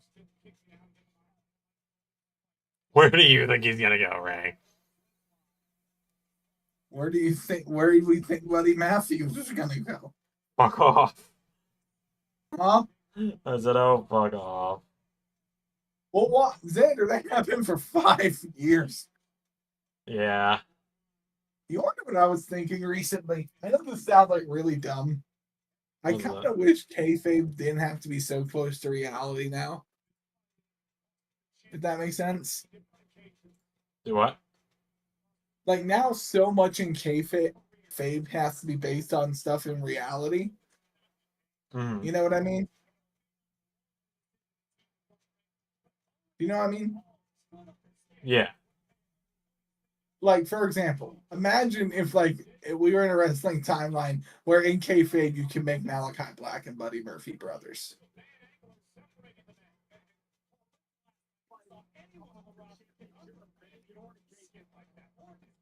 Like, you know, what happened to the days of Kane and Taker? We can make them brothers. Yeah.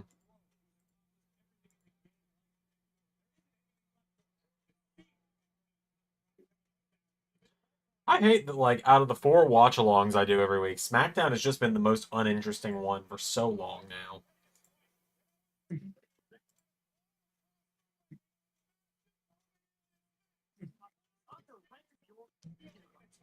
Also, best things from the documentary. Do you want to know something that was said about a certain wrestler's falling headbutts? Oh, no.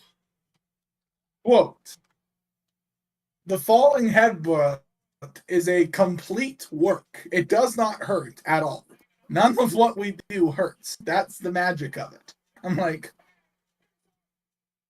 Steve. I mean, it's cooperated and it hurts less than it looks like it hurts, but it still hurts. Like, yeah, Steve, you've been dropped on your head too many times. no, that wasn't Steve.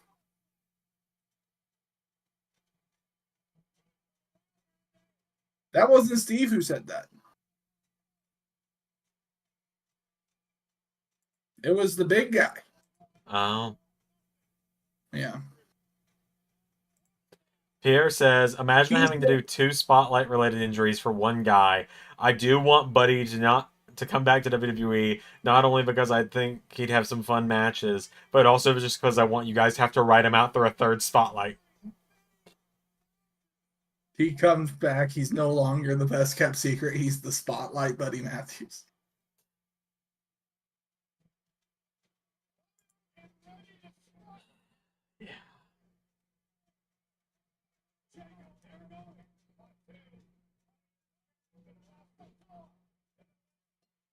I would like to just see a one-on-one match between Jacob and Randy. Yeah, but the issue there is someone has to take the pin. And yeah, Randy can take it, but WWE has a hard time realizing Randy is pretty much invincible at this point. Well, I would say just go Survivor Series with it. I feel like that's a big enough stage to like justify him losing. Probably not, just because I think Survivor Series we're getting the Bloodline War Games match. Like we're gonna get Solo, the Gorillas, and Jacob against Roman, the Usos, and Cody, even though it should be Roman, the Usos, and Sammy. Yeah, it should be Roman, the Usos, and Sammy. Jesus. I swear to God, if it's Roman, Cody, Randy, and Kevin.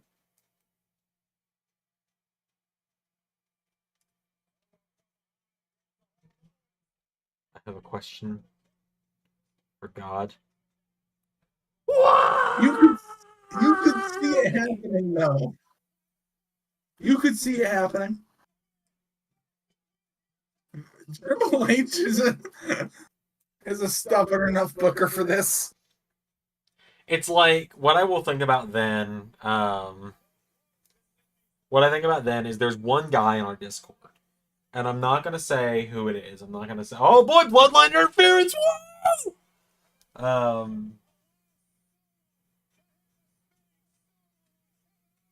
But anyway, there's one person on our Discord. I don't know where he came from. He just showed up one day. Like, he doesn't comment on videos. He's never active in any of, like, the LS11 universe parts of the chat. He's just active in, like, the real-life wrestling sections. But this time last year, I just expressed, I was like, I'm honestly so tired of Seth, Cody, Sammy, Kevin, Jay, and their amazing friends versus the Judgment Day every week. And he's like, well, Xander, it's not going to end until Survivor Series. They're going to do it in War Games. I was like, yeah, that's probably where it's going, I'm sure. Then they announced that War Games match, and he goes back 3 months in the Discord to reply to it and says, told you so, Xander.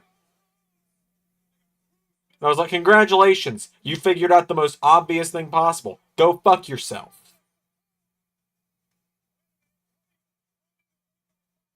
Let's find Cody something different for Survivor Series, guys, please. Yeah, it's like, Cody, buddy, I know your dad invented War Games. It doesn't have to be in every War Games. Well, last year was the only one he's ever been in, but... Well, he's going to be around for 10 more years. Yeah. It doesn't have to be in every one. Like, No, you're 100% right. also, you're in Canada. You're not going to put fucking Sammy in there? I hope they do. I feel like Sammy's got to be the thing that brings the bloodline all back together.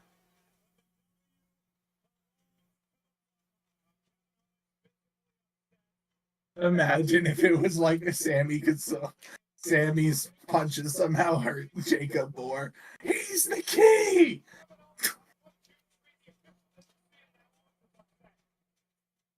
Okay, now we might be actually getting somewhere with this Kevin and Cody stuff. Now we're getting somewhere.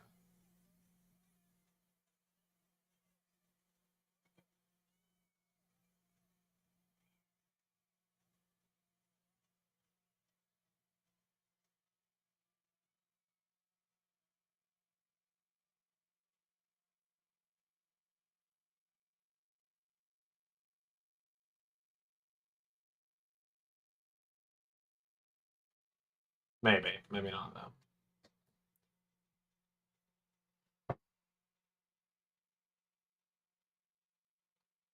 Oh man.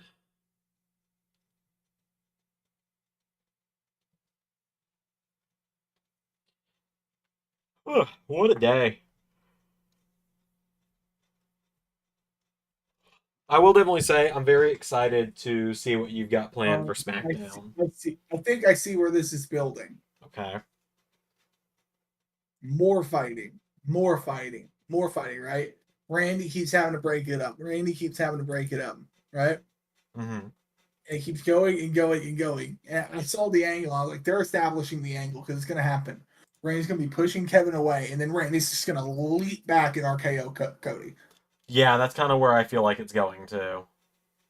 Because they were doing the same thing with the Shield where they kept playing up that Roman and Dean were bubbling over, and Rollins was keeping them together. And then Rollins turned their back on. And then Rollins was the one who stuck the knife in. Yeah. Which I think they're doing with Roman, which I think they're doing with Randy, Cody, and Kevin. Yeah. I think you might be right. Yeah. Like Randy being like, unlike them, I'm a star. Like,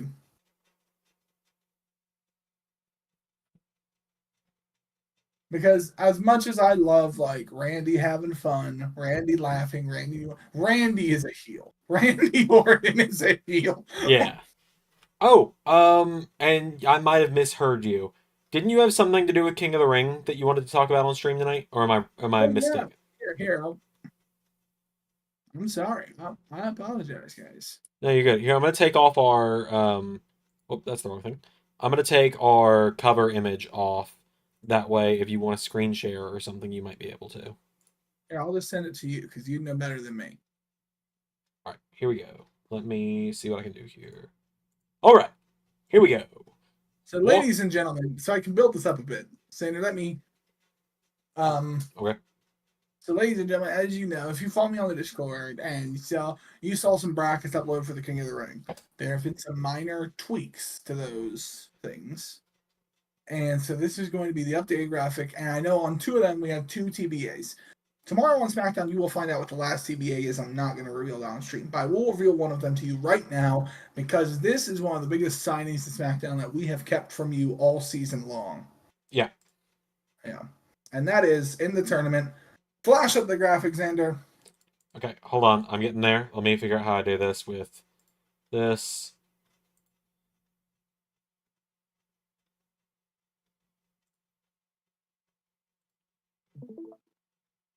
That didn't work. Hold on. Or I see it. Well, you could see it, but the lovelies back couldn't. Okay, there we go. People out there in New York. There we go. It's up there? Yes. Okay. So as you can see, we have signed Trick Williams. And he will be facing Carmelo Hayes in the first round of the King of the Ring tournament. That's pretty cool. Yeah. It's pretty exciting. And when will that happen? Not tomorrow. That will happen on next week's SmackDown. And I can announce that now But the other TBA will be announced tomorrow on SmackDown. And that's the big one. That will soak all the panties of the people out there. And I can announce that the Lone Star American Pro Wrestling section is now officially live on ls11universe.com. So if you go to ls11universe.com and go to rosters now, once it actually finishes loading here, you can see Lone Star Universe is now here. And you guys can only hear me and not see me right now. You can see that the Lone Star American Pro roster is now available to view. And I can announce here and now that while John Layfield may be serving as the commissioner, he's serving as the god of Lone Star. Yeah. He does have a cabinet of advisors. And those advisors include 4 names that are his advisors for each of his divisions. Because Lone Star is going to have a cruiserweight division, or a light heavyweight, one of the two. Mm-hmm. The advisor to the light heavyweight division is going to be Chavo Guerrero Jr. Okay.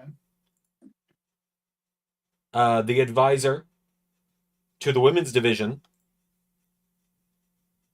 the goddess of the women's division, if you will, and John Layfield's official style consultant, CJ Perry, formerly known as Lana. Well, Vander, isn't this JBL's essentially his new cabinet? Yes. Yeah. See, guys, back in the Bush administration, you can make a political gimmick. And the other I know you members. laugh. I legitimately love the JBL Eddie Guerrero match. That's a fucking fantastic match. But yeah, and the final members of John Layfield's cabinet include Montel Vontavious Porter and Dirty Dutch Mantel. Okay. So JBL's new cabinet are CJ Perry, Chavo Guerrero Jr., Dutch Mantel, MVP. and MVP. Yeah.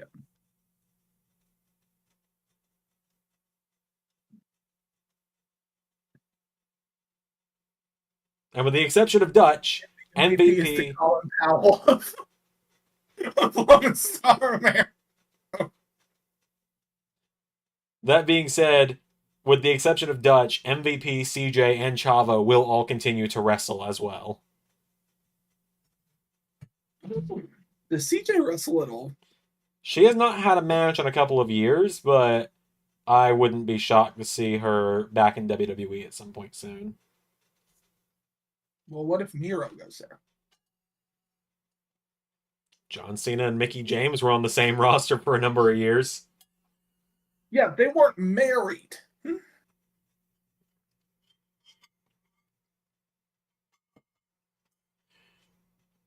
Need I remind you, Karen Jarrett? True, but that still didn't end well. May I remind you how that ended? When you're right, you're Jeff right, Ray. left the company.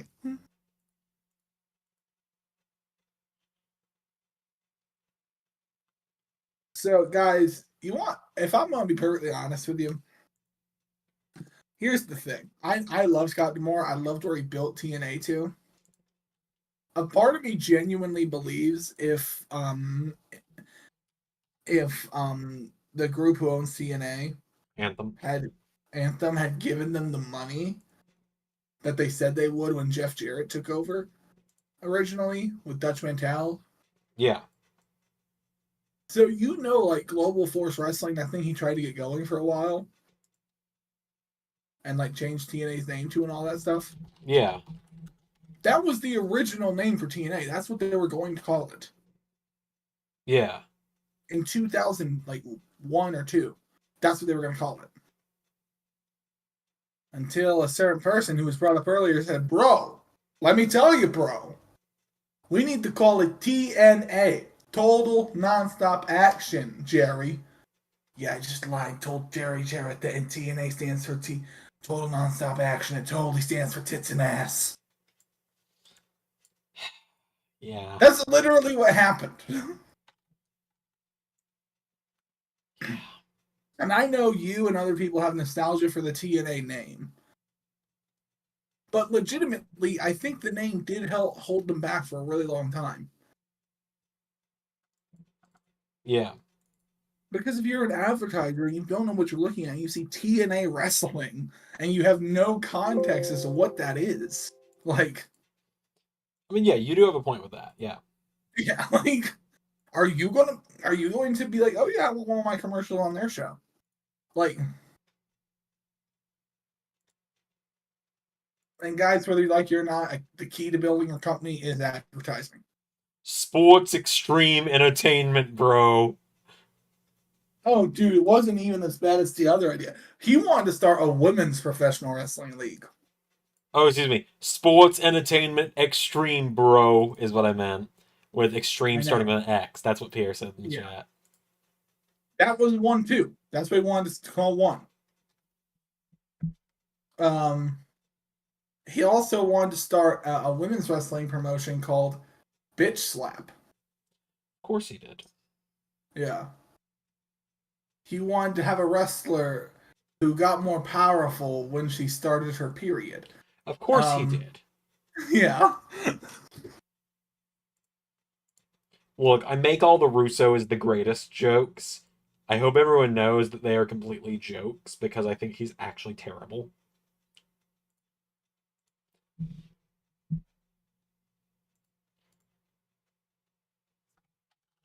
I just love what Jim Cornette says. Like, what did you think when they brought in Vince Russo to write with you?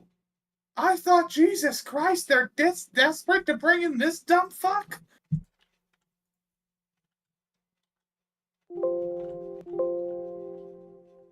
Also, as I'm quick to point out to everybody, by the time Vince Russo joined the creative team, Steve Austin had already started the Austin 316 said I just whip your ass. Like, Yeah. and like no matter what anyone says, Austin made the business boom in the late 90s. Austin the NWO. Yeah. That's it. It was Austin the NWO. And so I'm like, I just don't think Vince Russo makes even the difference he thinks he made in wrestling. Because I think it probably would have gone, not exactly the same, but I still think they would have had I think they would have been massive until 2002. I think they would have gone down in ratings steadily. I think they would have had I literally think exactly what would happen up to now would have happened if Vince Russo didn't exist. Mm-hmm. I actually think we might be in a better place because I think TNA might actually have, or whatever they would call themselves without Vince Russo, the company Jeff Jarrett and Jerry Jarrett started after WWE ended. I think they probably would have gone bigger. And maybe AEW would never even have a need to exist. Yeah, I still need to make my conspiracy video that I have about how I think AEW wouldn't have existed if certain If things had Eric happened. Bischoff and Vince Russo hadn't gotten involved, TNA would and Hogan. Yeah. I think bringing in Flair was a good call because Ric Flair, I think, even though he spent a lot of time in WWE at that point, I think Ric Flair still represents, the anti WWE, or at least he did at that point.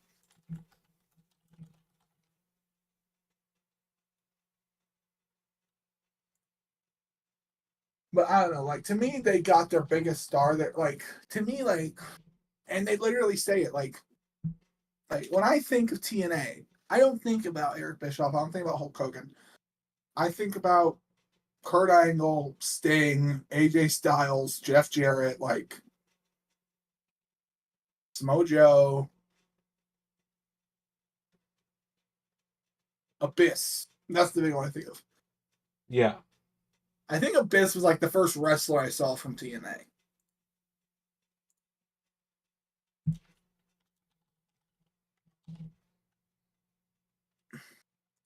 So Xander, what else do we have to get to tonight? Nothing. I didn't even realize we'd still been going. Oh, okay. So I'm good to wrap up whenever you are. I'm good to wrap up, guys. All right, cool. Well, thanks everyone that stuck around with us. Great Yeah. stream. Had a lot of fun. Yep. The 2 hours flew by. Yeah. Despite a kind of Average episode of SmackDown. yeah, it was one of the SmackDowns of all time. Yeah. The OK is SmackDown. Yeah, as far as SmackDowns go, it was one of them. Hopefully next SmackDown will be better. Probably not. I hope the next SmackDown has more Cody, Kevin, and Randy versus the Bloodline. That's all I want. Yeah. But Until Ray then- has SmackDown tomorrow. Yeah. That's exciting. Will this storyline finally end? Tune in next week to find out no. Anywho. All right. Well, we'll see you guys later.